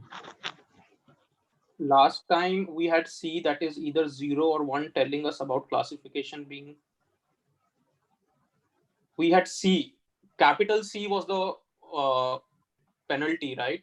Infinity was hard margin, and 0 was in a way kind of a very relaxed constraint. So in this case, yeah, you can think of it like it has a kind of a regularizing effect, the gamma, based on how much influence every point is having on each other, right? So you might want to be somewhere in between, not at extremities. Yeah, so now your y is -1 or 1. So in logistic regression, we use 0, 1 formulation. In SVM, we choose -1 + 1 formulation for the two classes. Right. Okay, let's quickly proceed. So this is, I have replaced my k x comma z, x comma xi as Gaussian kernel now, right? So you can see here this part. So there are like some points, if you can see here, like circles. There are circles in between here and crosses all around it, right? So let me zoom in. You can see circles and crosses all around it. So sigma is inverse of 1 upon gamma, right? You can think of 1 upon gamma proportionality, right? So in this case, if sigma, so C is infinity. So you can see now the C and sigma are both in play here. If C is infinity, then your sigma has nothing to do with that, right? Because if C is equal to infinity, you're learning a hard margin classifier. Your training error is exactly 0. So in that case, there will be no point which is within this boundary, right? So in this case, you can see so again, this is learned in a high dimensional infinite space where there's a linear decision surface, but the effect on original feature spaces, it's a non-linear decision boundary. So this is a decision boundary, right? Fx equal to 0. So you can see there is no point inside the margin. It's all hollow tube. Now, when we lower the C, right? So when we lower the C, we allow some kind of misclassifications happening. So we're going to soft margin. So when you go to soft margin, you see with the same sigma or gamma 1, this is like first tuning the C, right? So we try to find out, okay, we now allow misclassification, or no, we allow a kind of a margin violation. So your training error is still 0 because no point has violated the decision plane. But then what you have is there is some point at least inside the tube, right? So it's kind of a softer margin in this case. Decreasing C from infinity gives you softer margin. Now we decrease C further. So we're decreasing C further, and now what we see is we have now more and more points. The margin is getting wider and wider, and your points are more or less, see, your decision boundary is still the same. Yeah, if you take the radius, I think it's still touching this 0.6. You see here, it's still at 0.6 as a reference, but you can see that the dimension of the hollow tube has now increased because it's now a wider margin. So you have more points now coming in the no man's land inside the tube, but they are still correctly classified. At least they are within their own LOCs or within the decision boundary. So the training error is again 0, right? So this is the effect of C. And if you take C as infinity, again, this is the original problem that we had, sigma 1 and C infinity, right? Hard margin. Now we're trying to play with sigma. If we decrease the sigma, that means if we decrease the variance around each point, right? So lowering, so sigma was 0.1 and now 0.25, right? So this is the effect that we have on spread. Now, if you have decreased the spread, we have increased a kind of complexity. So you can see here that your decision plane is no longer a perfect ellipse, right? It's kind of started to behave like an egg, right? This is a decision plane. If you decrease the C further, you can see how the decision plane is changing. It is becoming more and more complex, the orientation. So from a perfect ellipse, it went to a kind of an egg-like structure, and now it's kind of like any curves that you're getting here, right? So that's the effect of sigma. So you want to find out this C comma sigma, what is the best combo of these two, and probably use an ROC plot.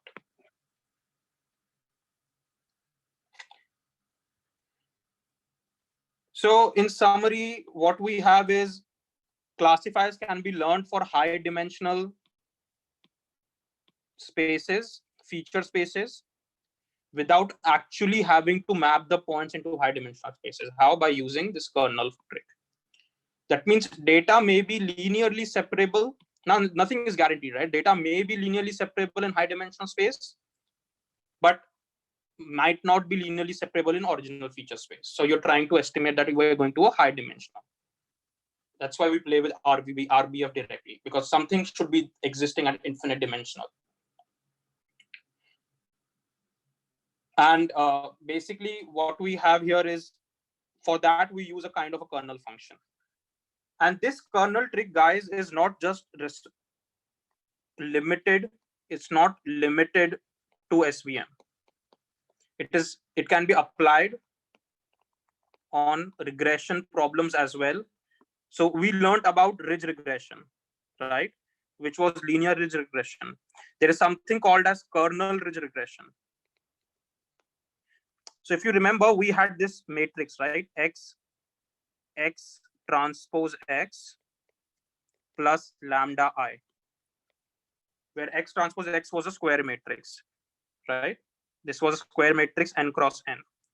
Now that X transpose X would now, in a nonlinear decision space for regression, would be converted to capital K matrix.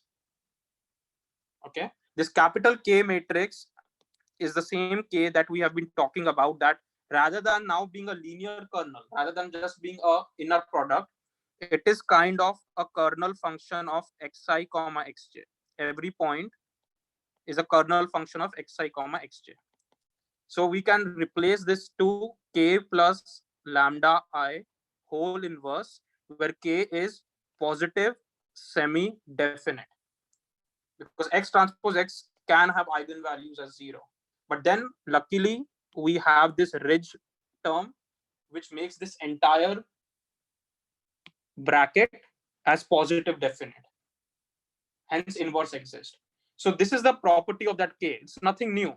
In this K, if somebody tells me that this function, kernel function that I have here is simply a dot product, then this K would be same as X transpose X, which is this part. But now we can take into account Gaussian kernel function, polynomial kernel function inside this K, right? So that is the only difference. So this is, I'm not going to go over this in detail. I'm just quickly going to show you what the effect of that design matrix is, right? This is the one. This is called as K.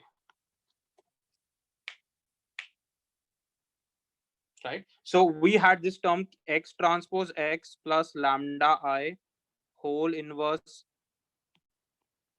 X transpose Y. We replace X with phi. So this becomes K plus lambda I whole inverse. Now this is phi transpose Y, right? So you can see here that this is the term we are having. We had W transpose X or phi X. So this is the equation we have. Now this term can be replaced by this capital K matrix, right? And then output is just simply this term, right? You just do this feature, and solve it according to this in F. If we go to like, yeah, this term, right? Let me just quickly show you. This is what we have been discussing so far. This is like primal problem for regression, right? Gram matrix. So that capital K is called as a gram matrix, where every term is basically this, right? So yeah, if you understood kernel SVMs, that's what the main agenda was. But remember, if you have non-linear properties, then kernel trick can be used in all these problems. It's also called a something like support vector regression, where SVM trick can be used to find a best fit curve for fitting points. But again, I think that can be a side study for you to explore. It's not difficult to understand once you understand this part. So let's take some questions, and that officially wraps up the discussions and my topics on linear models and SVM and kernelization. Now let's take some questions, right? So let's first probably start with raise hand. No raise hand. Okay, Tanvi. I think we discussed about classification. Yeah. Prasoon, which software gives such figures? I think this one might be completed done on MATLAB, but I think you can do it on Python as well with all these data visualization softwares or libraries we have learned, right? So you might have been taught about all this matplotlib, and there is Seaborn or something like that, Seaborn, right? So you can use those to plot this. But here, see, it is just a representation of 2 dimensions. If your data is infinite dimension, you can't visualize it. So probably they are taking only 2 features and seeing the decision surfaces. So it's like a toy example or something like that. Chinmay, for kernel, capital C and sigma are 2 hyper. Yeah. So when we go to kernel SVMs or nonlinear SVMs, C and a parameter of the kernel function is. If you're doing with Gaussian kernels, then sigma or gamma is the other hyperparameter. If you're doing with the polynomial, then the degree of that kernel becomes a hyperparameter. And capital C is always there. It's coming from the hinge laws. Neeraj, raise hand. Yes. Sir, I had this question that suppose, first of all, one clarification that this SVM we use mostly for if my amount of data is more, is it? Like suppose we are dealing with big data or something like that, is it? So here is the thing, right? I'm now going to give you some heuristics of how to go about it. Dr. Sethi can add his opinion as well, and maybe correct me if I'm misplaced in my opinion. So when we have large dimensions than number of data points, it means that if you have large dimensions than number of data points, if you go and fit an RBF kernel on that, the performance of the RBF kernel would be similar to fitting a linear kernel on that data point, on that data set. So if you have a high feature dimension, it is advisable to go with linear classifiers because performance of RBF would kind of simulate a linear classifier.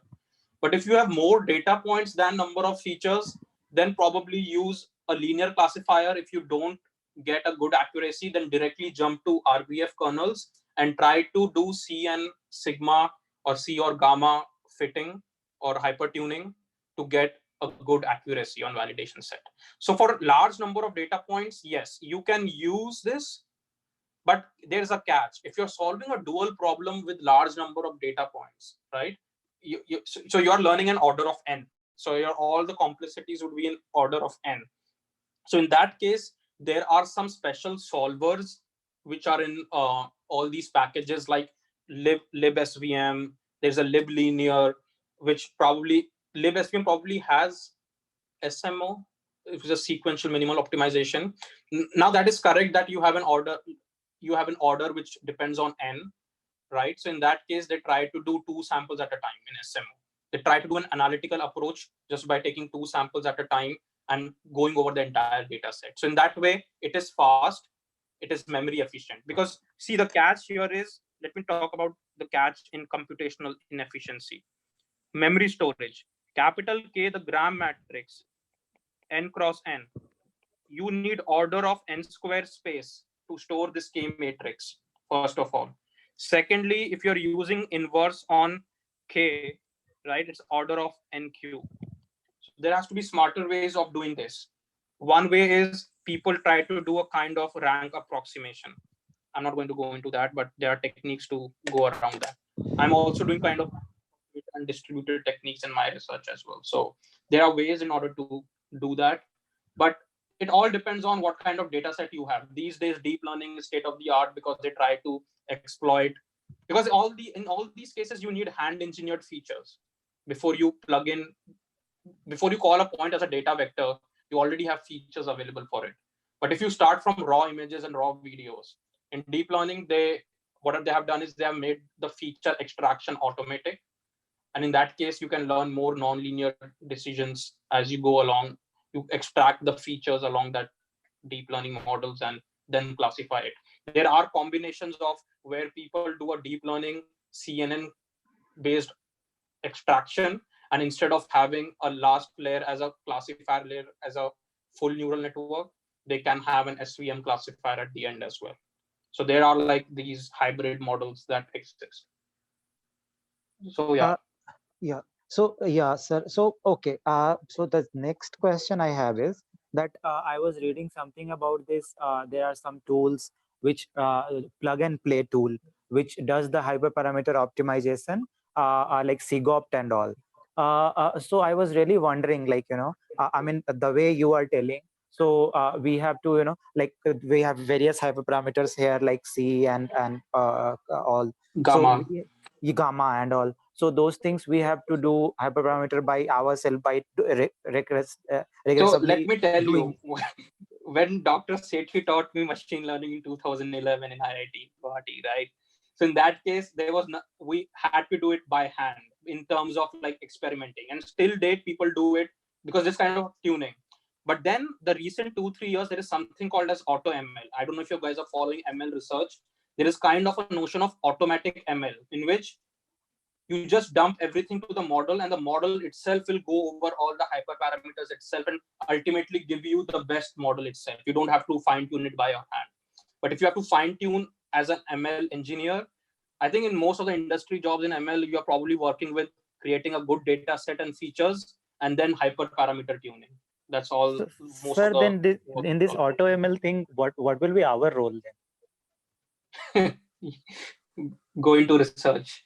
Okay. If you can go into research, like if you notice, like I am doing research, Dr. Sethi is doing research, right? So in that case, there's a personal choice there, but yeah. So I think in industries also the distinction between research and application is kind of getting seamless. There are like some companies which even have their R&D labs, like Google Research, Microsoft Research. So they do all these kind of research in all those things, and then they get deployed in models.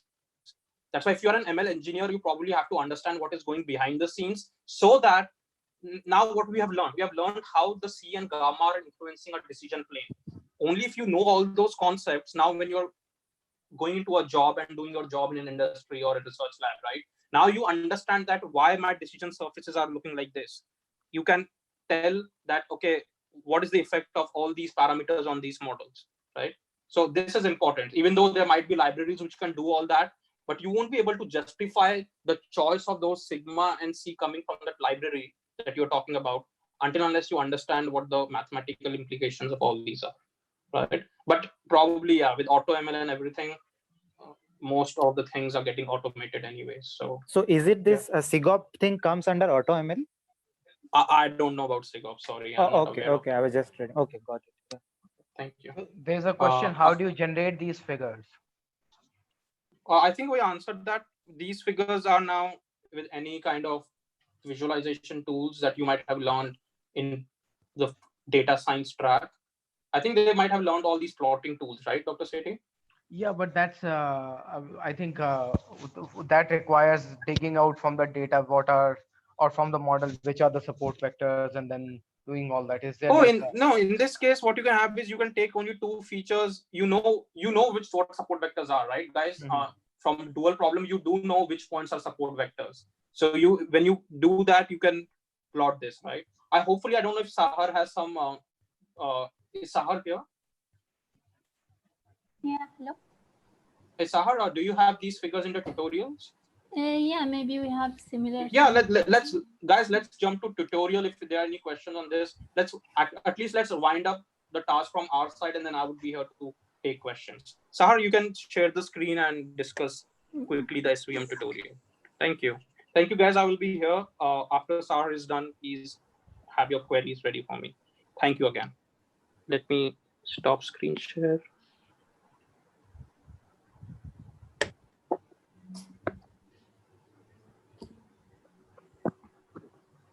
Hello.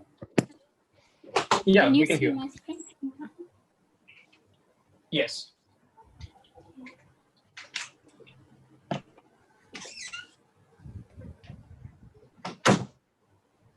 Hello, guys. So today we'll have a look at two different examples, one on linear support vector machine and the other on the kernelized one. So first of all, let's start with the linear one. We'll start as always by importing some important packages. So I think you are familiar with all of these packages now.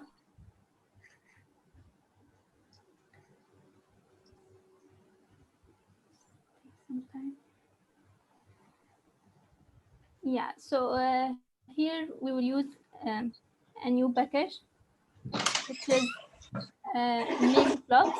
This function is inbuilt function in scikit-learn to generate blocks. So the argument of this function are the number of samples. The default one is 100, and the centers, or how many clusters you want.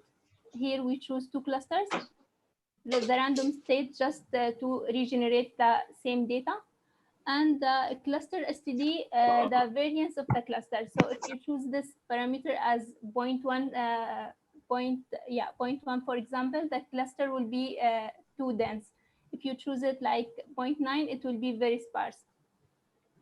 So then we plot them just using scatter function, and let's have a look at them.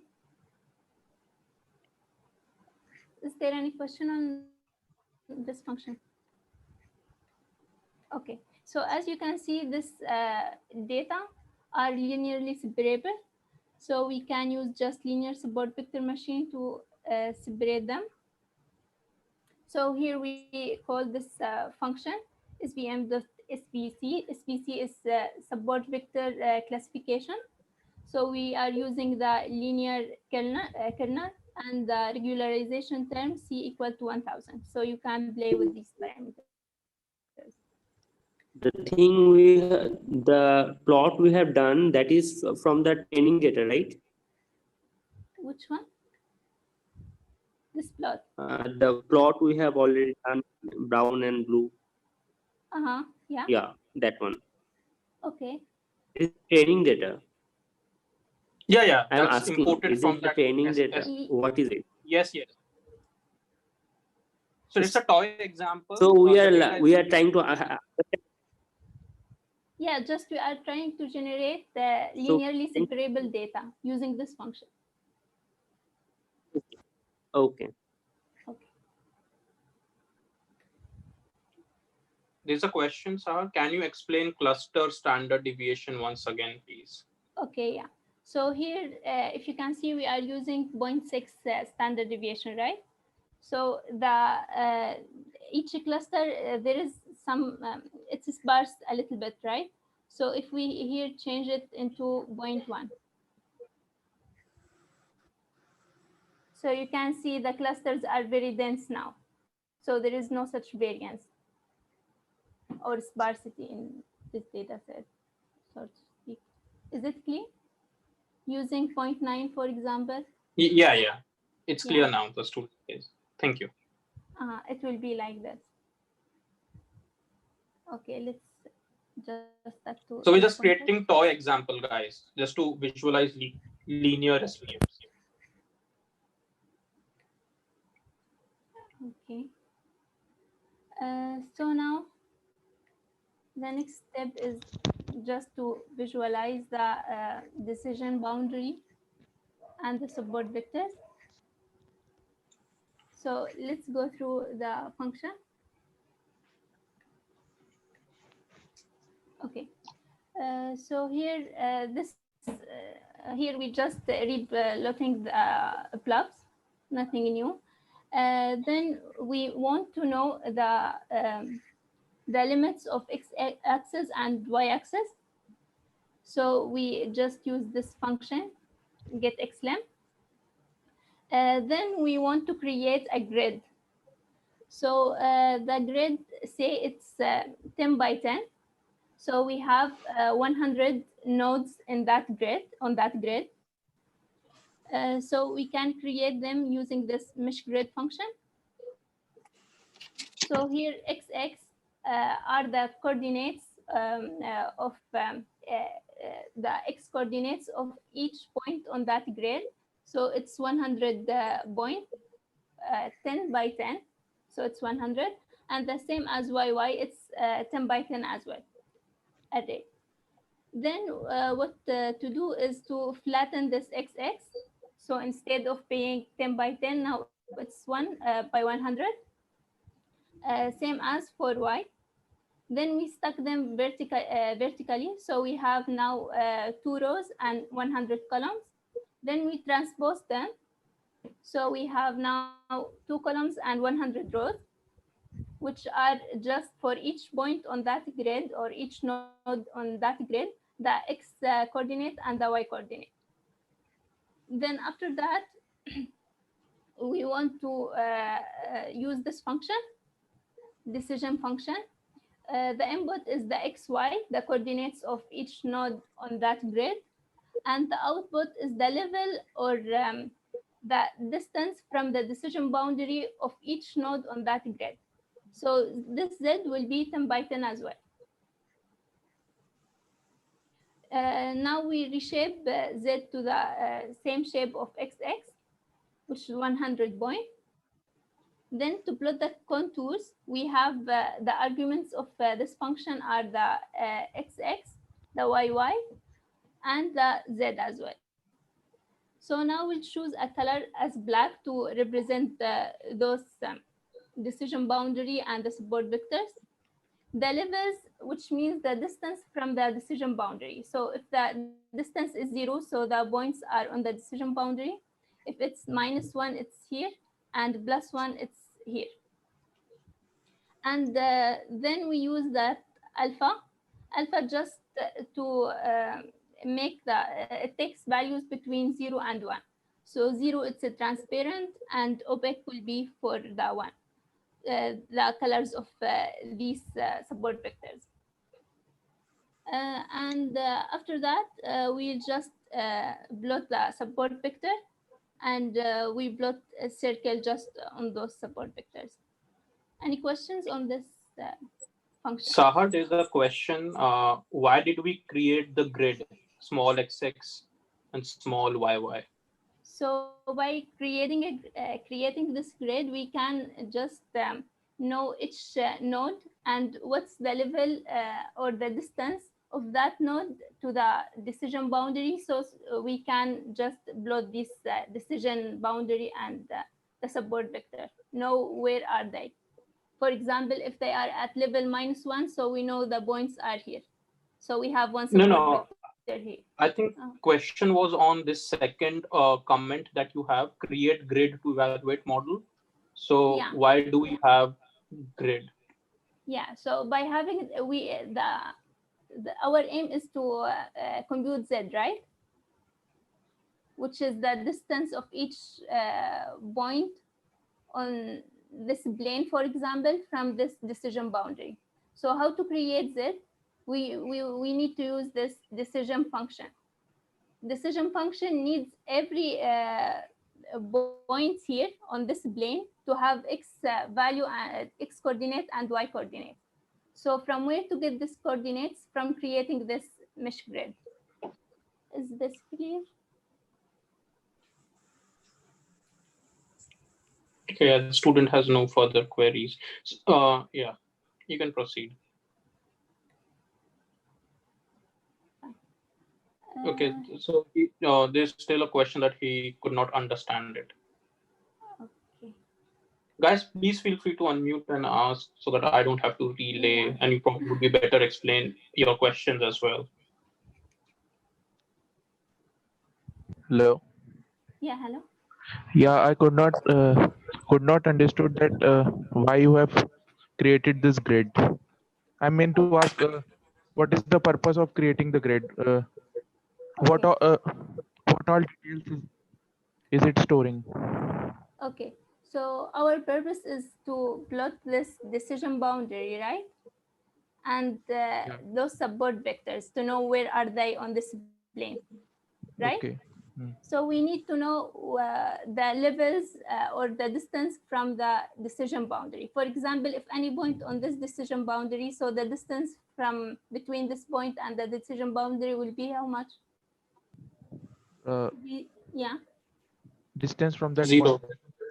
If a point is here, its Yeah. distance to the decision boundary, it will be 0, right? Because it's on it only. Is Yeah. that clear? Yeah. Yeah. So if it's here like this one, its level will be, or the distance will be -1. Okay. And if it's here, it will be +1. So how to compute these levels?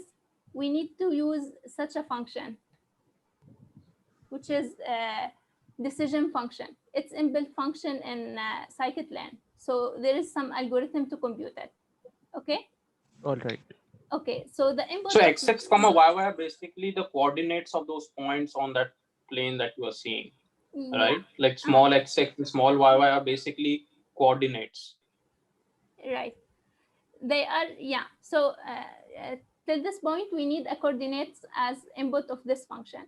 So how to get them? We need to create 2D, we need to create a grid, right? Yeah. Okay. Using this mesh grid function.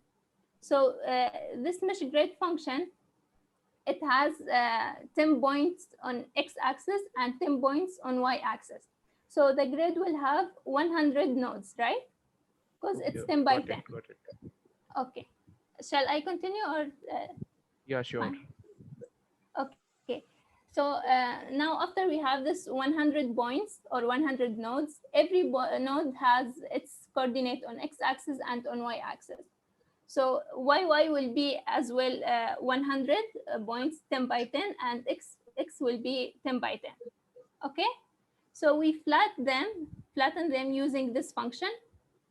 So now XX is 1 by 100, the same as YY, it will be 1 by 100. Then we stack them vertically, so we have now 2 rows and 100 columns. Then we take the transpose, we have 100 rows and 2 columns, which are this X and Y, X coordinate and Y coordinate of each point.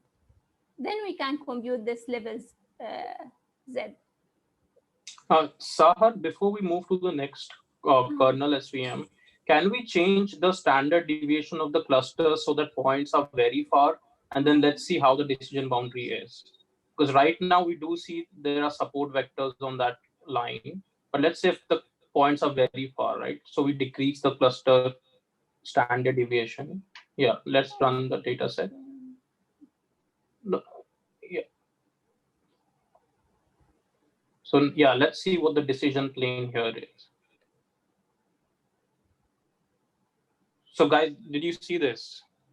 Like you can see that you still have a support vector margins or respective margins, which are the points which are closest from one class to the other class. So your margin has, so these dotted lines are now touching across the points which are support vectors in those respective classes. And this your black line is basically the bisection of, or the middle point of all those things, right? Okay, you can go ahead. Okay. So as well, you can print the coordinates of the support vectors using Oh, this function. there's a raise hand. Please go ahead, Casino. Yeah, sir. So here, whatever we are like, the boundaries, what we are all getting is hard. Sorry, the margins are hard margins, right? Yeah. So how do you get a soft margin from the algorithms that you implemented in the code? Let's add some more. Let's decrease the cluster variances. Probably there can be some points mismatching now. Let's see. If we increase, okay, yeah, If we increase, 0.9, yeah, for example. yeah, 0.9. Hopefully there might be some mixing that is happening. Do we see? Yeah, there are some mixing. But I think this is still a hard margin classifier. Maybe the function Is this a hard? learns like that. Yeah, They just explore probably. Yeah, just try to explore if there's a soft margin class. There has to be some kind of a soft margin classifier, maybe with extra parameter or something. But I think this is still learning hard margin. What I mean to say is, see, our hyperparameter is C, right? If we exclude nonlinear, the kernelization. If we even if do we have capital C here? Where that's do we have capital? That must be, yeah. Oh, we do have it. Oh yeah, we do have, right? So let's try to. So let's try to decrease C. Let's make it 10. Oh. Yeah, 1. Because C equal to infinity is hard margin. So Yeah. Yeah, so we see some points now coming in between the margin. Yeah. Thanks.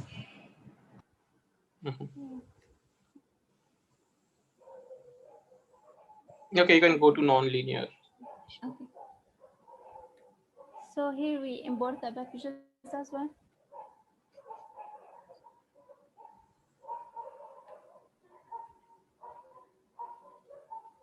So now we are creating a new data set, which is non-linearly separable. We use this inbuilt function make moons. Okay. So guys, ideally you would load a CSV file, which is already a data set in your application, but here we are giving you some toy examples to visualize. So the arguments of this function, the number of points, 100, the noise, for example, I mean, if you put it just 0, you will see it will be dense.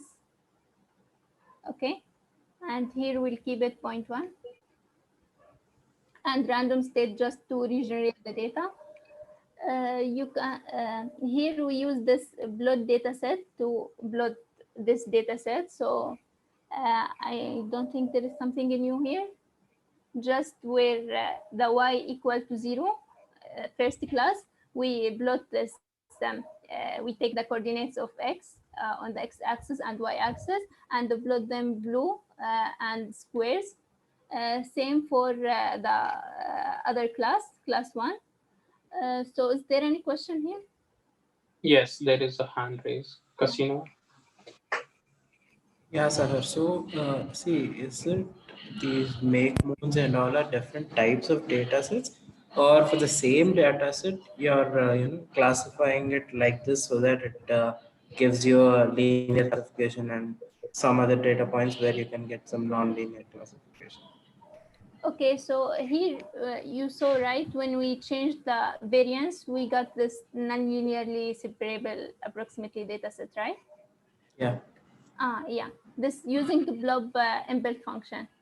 Yes. Now we have another inbuilt function, this make moons. We have this interleaving two half circles, right? Hmm. Yeah, which is non-linearly separable data set. Okay, so essentially, for the same data set, for suppose let us consider the Titanic example, just for an example, Yeah. So for the same data set, you can use make underscore blobs or make underscore moons to generate different types of either linearly classifiable or non-linearly classifiable. Yeah. Even on this data set, you can try fit a linear model by using the code from above. Nobody's going to stop you or blame. No, It's just that I'm not asking about the what we are going to predict. I'm asking about the shapes she has generated. See, for the same. Oh, that is coming from this inbuilt function make moons, right? It's making two Yeah, interleaving that's moons. what. So essentially, make moons and make blobs are working on the same data set, correct?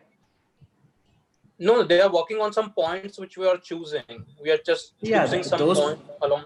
Yeah. Okay, fine. Got it. Those points are chosen Yeah. randomly from the grid. So rather than creating our own function which creates this x1, x2 as a moon, we are importing make moons library which will given the data ranges of x1 and x2, it will plot that moon structure. So these data points are randomly chosen from the grid, right? Yeah. Yeah, because if you change this, for example, put it 0.5, let's see, it will be like this. Thanks. Right?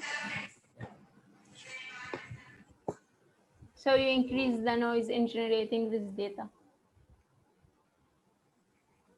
Ideally, you don't have to do anything. Like in real application, you just have to import data and then proceed from everything which is after this diagram. Here we are just creating a mock training set for us. Yes, got it.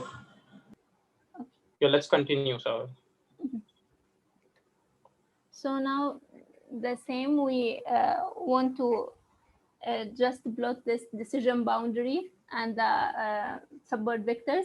So we'll use the same trick as before. Just here we put it inside the function, which is called plot prediction.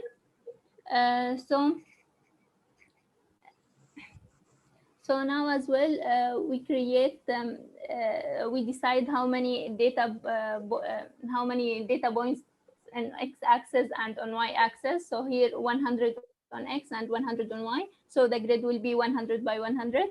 And the same as before, we generate this grid. Then we flatten x0 and x1. And here this function do this, stack them vertically, then take the transpose, but in one function. Then we just predict the decision boundary and the label of each data point, and we plot the contours. So let's just see the output, and if you have question on this, we'll come back to it.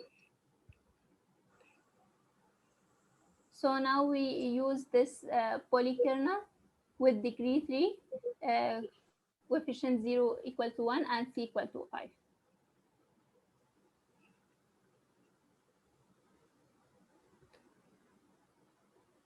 So let's plot them. So here is the function call, right? Plot predictions to that. Yeah, we call that function.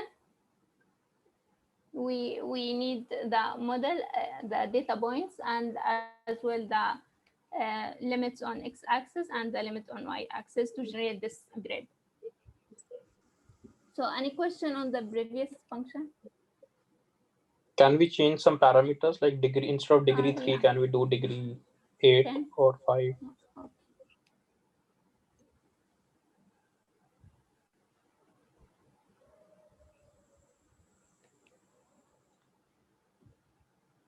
Shall I increase it?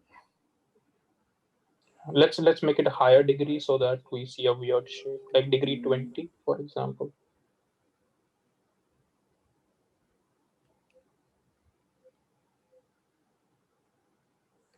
Yeah, we can use RBF kernel, like anything. Yeah, we're just giving you an example of polynomial kernel.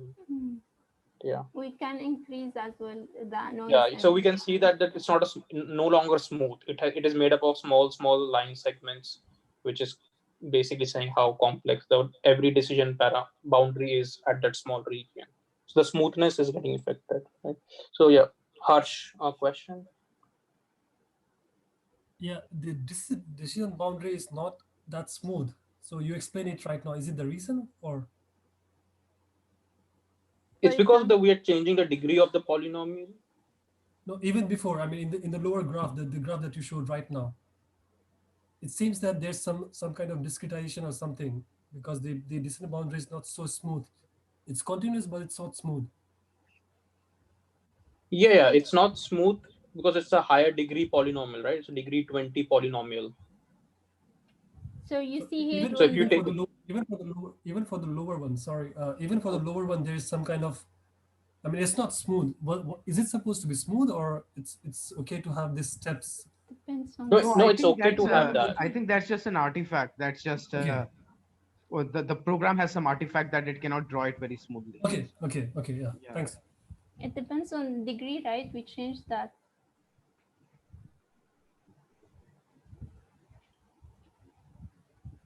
Yeah, it's still jagged. I think it's an artifact of the program. Yeah. Okay, that's fine. Thank you.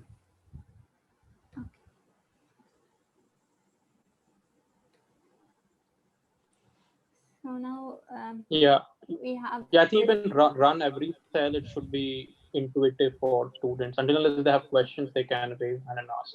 Okay, so here the same as before, just we have new data set. This makes circles as well. So it's non-linearly separable. So let's try to use RBF here.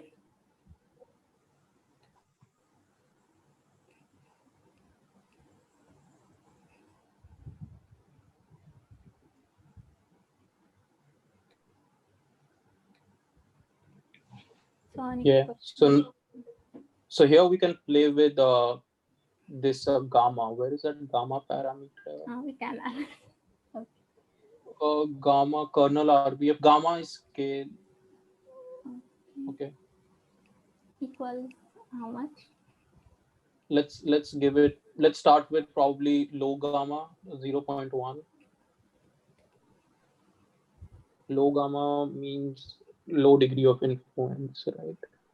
No, low gamma means low complexity. Let's go gamma as 1. High gamma means high degree of complexity.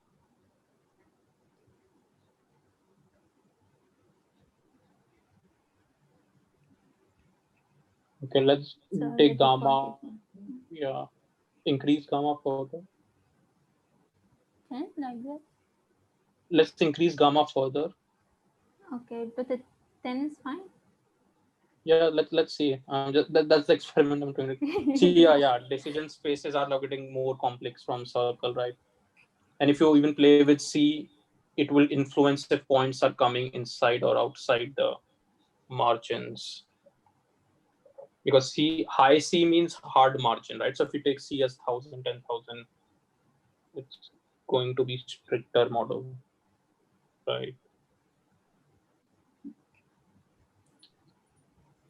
Which are the other data points? I see only.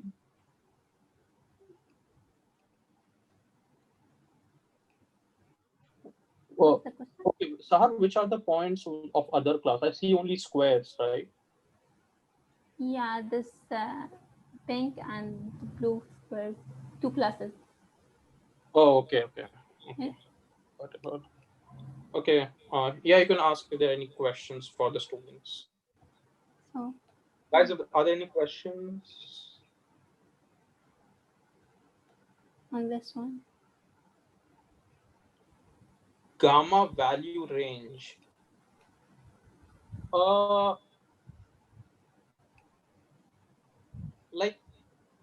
Like it comes from practice. Like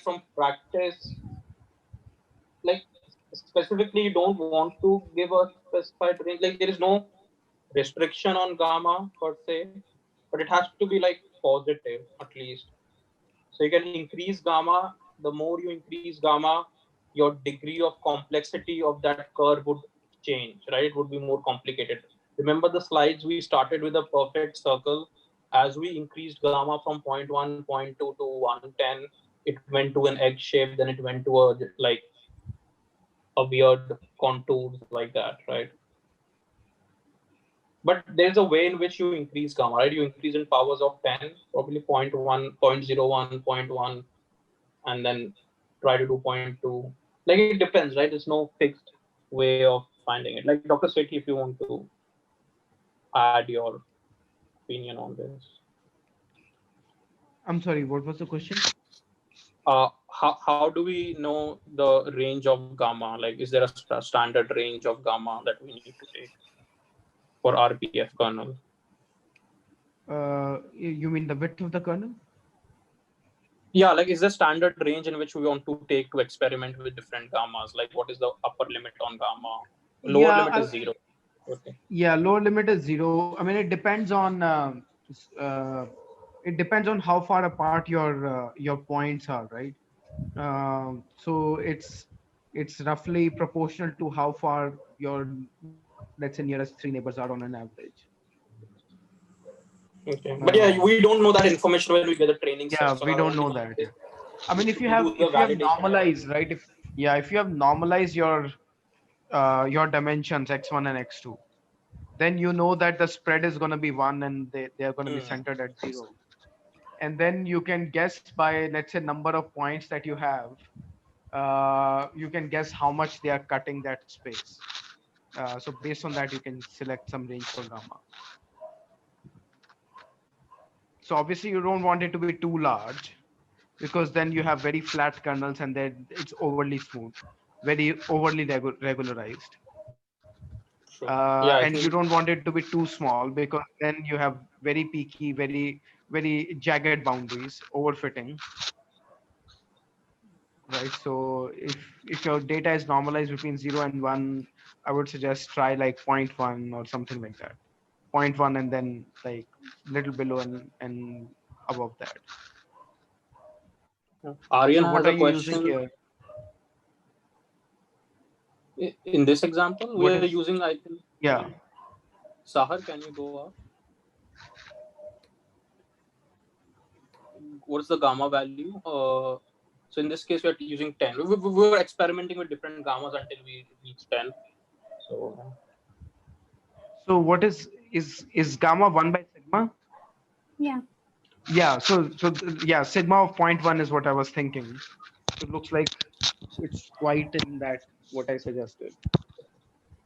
Gaurang, what's your question?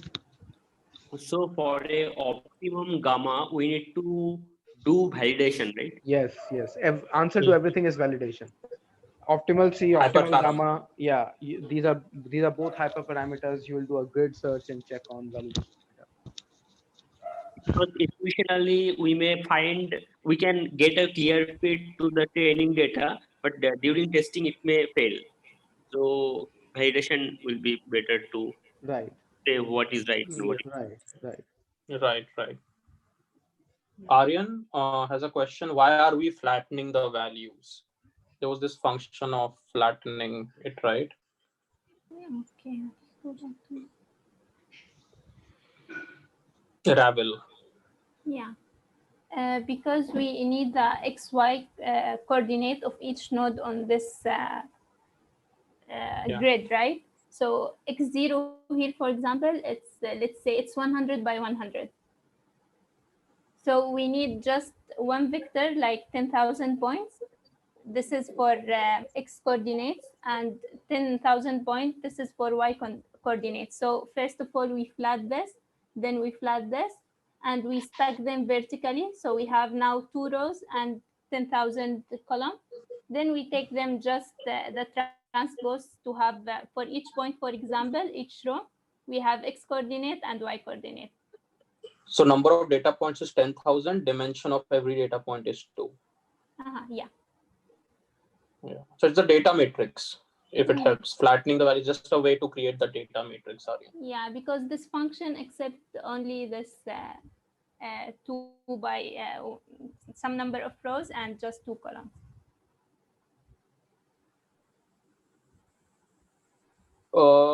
Difference. as you can see. Okay, Ganga, your question is any textbook or reference material for learning SVMs? I think Dr. Sethi mentioned a very good book. It's from Christopher Bishop. Let me just give you the name. That was our textbook when I studied it. Christopher Bishop books, Pattern Recognition and Machine Learning. You can also read the original paper, research paper, but there are a lot of tutorials on SVM. So if you have to ask for a reference for a textbook, go with this one, right? Christopher Machine Pattern Recognition and Machine Learning by Christopher Bishop. If you can get that PDF, I think I got it. So let me just share this link on chat. Yeah, just follow a textbook when you're learning for the first time. Don't follow any tutorials or blog posts at your time right now when you have to understand the basics. Ram has a question. What is the overview on comparison between performance of decision trees, SVM, and KNN? Okay, so first of all, with KNN, we simply saw how SVM is better because in KNN, you need to keep track of training data all the time, right? And SVM, and it's a K nearest neighbor, right? Versus SVM, which learns a decision plane, a single decision plane, and based on a sign magnitude, you can decide if it's positive or negative, right? So decision tree and forest, again, like everyone has its own complexity, degree of complexity, right? So there is no one way to find out which algorithm is better. You might have to explore different algorithms to find out which gets you the best optimal accuracy. So within SVM also you have to explore a lot, but then you can always take insights from the complexity of the models in terms of training and what is the features, dimensions, and everything like. So there's no one answer to this question. It depends really. I think Dr. Sethi can add more on this. I'm sorry. Again, missed the question. No, yeah, it's fine. The question is, how do we know which model to use between SVM, KNN, or decision trees, or be it perceptron as well? KNN, forget about it, right? I mean, that's a very it doesn't scale for runtime, right? Because you have to compute nearest neighbor for every training point. Yeah, memory consumption is also high. Yeah, so forget about KNN. That's just a conceptual idea to tell you that there is a neighborhood around each point in which probably the class is not going to change, and if it is regression, then the output value is not going to change. It's just a conceptual idea. Random forest is a good general purpose classifier to classifier or even regressor to train because there are very few hyperparameters and you don't have to scratch your head about whether I should normalize this way or that way, whether I should drop these variables, keep these variables, and all that. And it usually gives you as good results as pretty much everything else.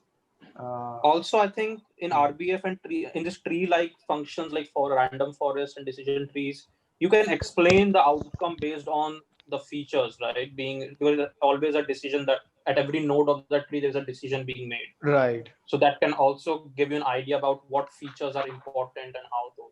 So Right. It really depends. So the way random forest computes variable importance is it tries to see when a particular variable is not used, how much does it affect, or when a variable is used, how much does it decrease the impurity, right? So if the variable that gives you more decrease in impurity on an average is more important. Yeah, the loss in entropy. I think they covered all this, right? Loss in entropy, maximum loss in entropy. Yeah. So KNN is a very primitive algorithm. Goranga has typed in the chat. Yes, that's why we don't use it anymore. So your choices are basically random forest or some variant of it like XGBoost or something. And ensemble? Some sort of ensemble learning, right?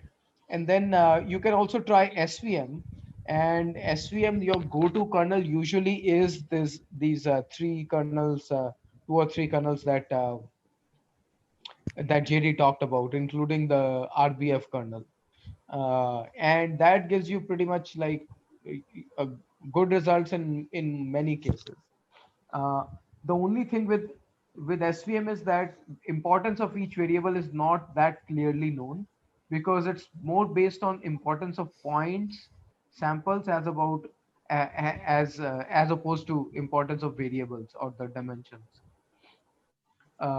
Because it actually kind of throws out the dimensions itself and introduces new dimensions in the phi space.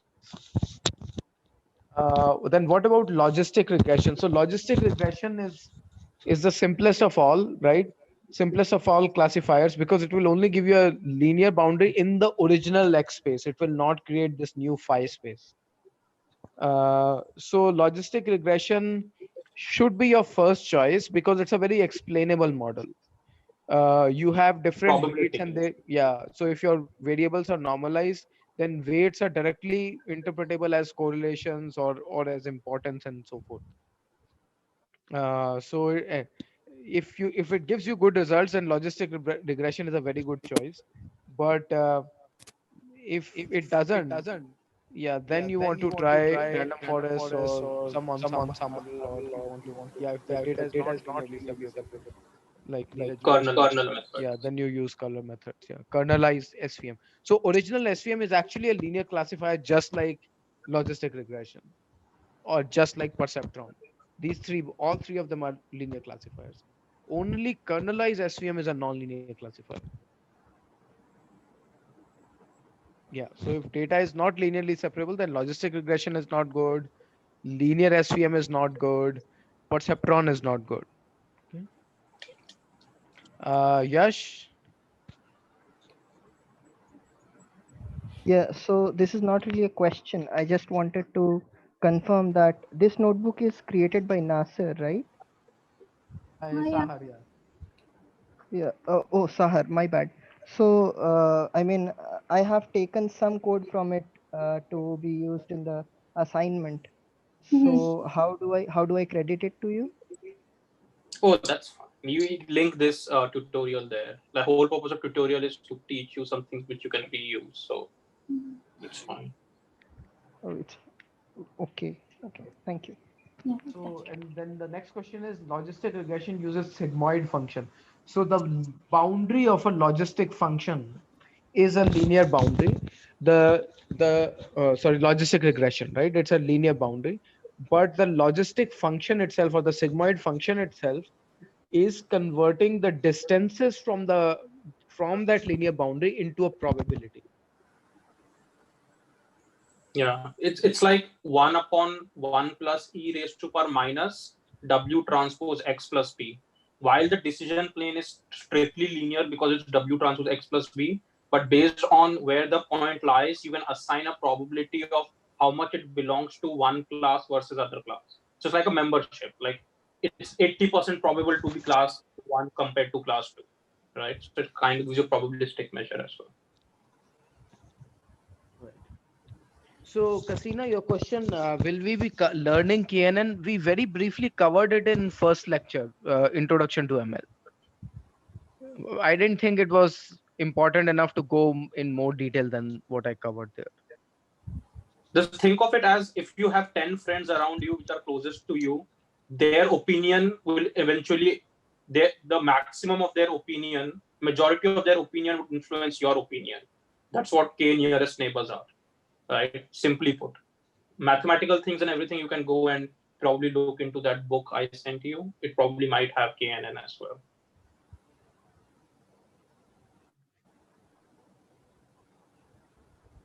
Okay, I don't think we have any more questions. Is your question done? Okay. Yes, All yes. All right, so let's formally close this class. Thank you, everyone. I had great time in the last 4 lectures going over all this with you. So if you have any feedback, suggestions, or any queries, just put it on CampusWire and I will be able to help you out there. Thank you so much, Dr. Sethi, for the opportunity. Oh, thank you. Thank you so much for taking these Yeah, sessions. I think my classes went a lot in the last 4 hours, but I hope students, you would be able to understand a lot of things here. And good luck. Thank you. Welcome. Thank you.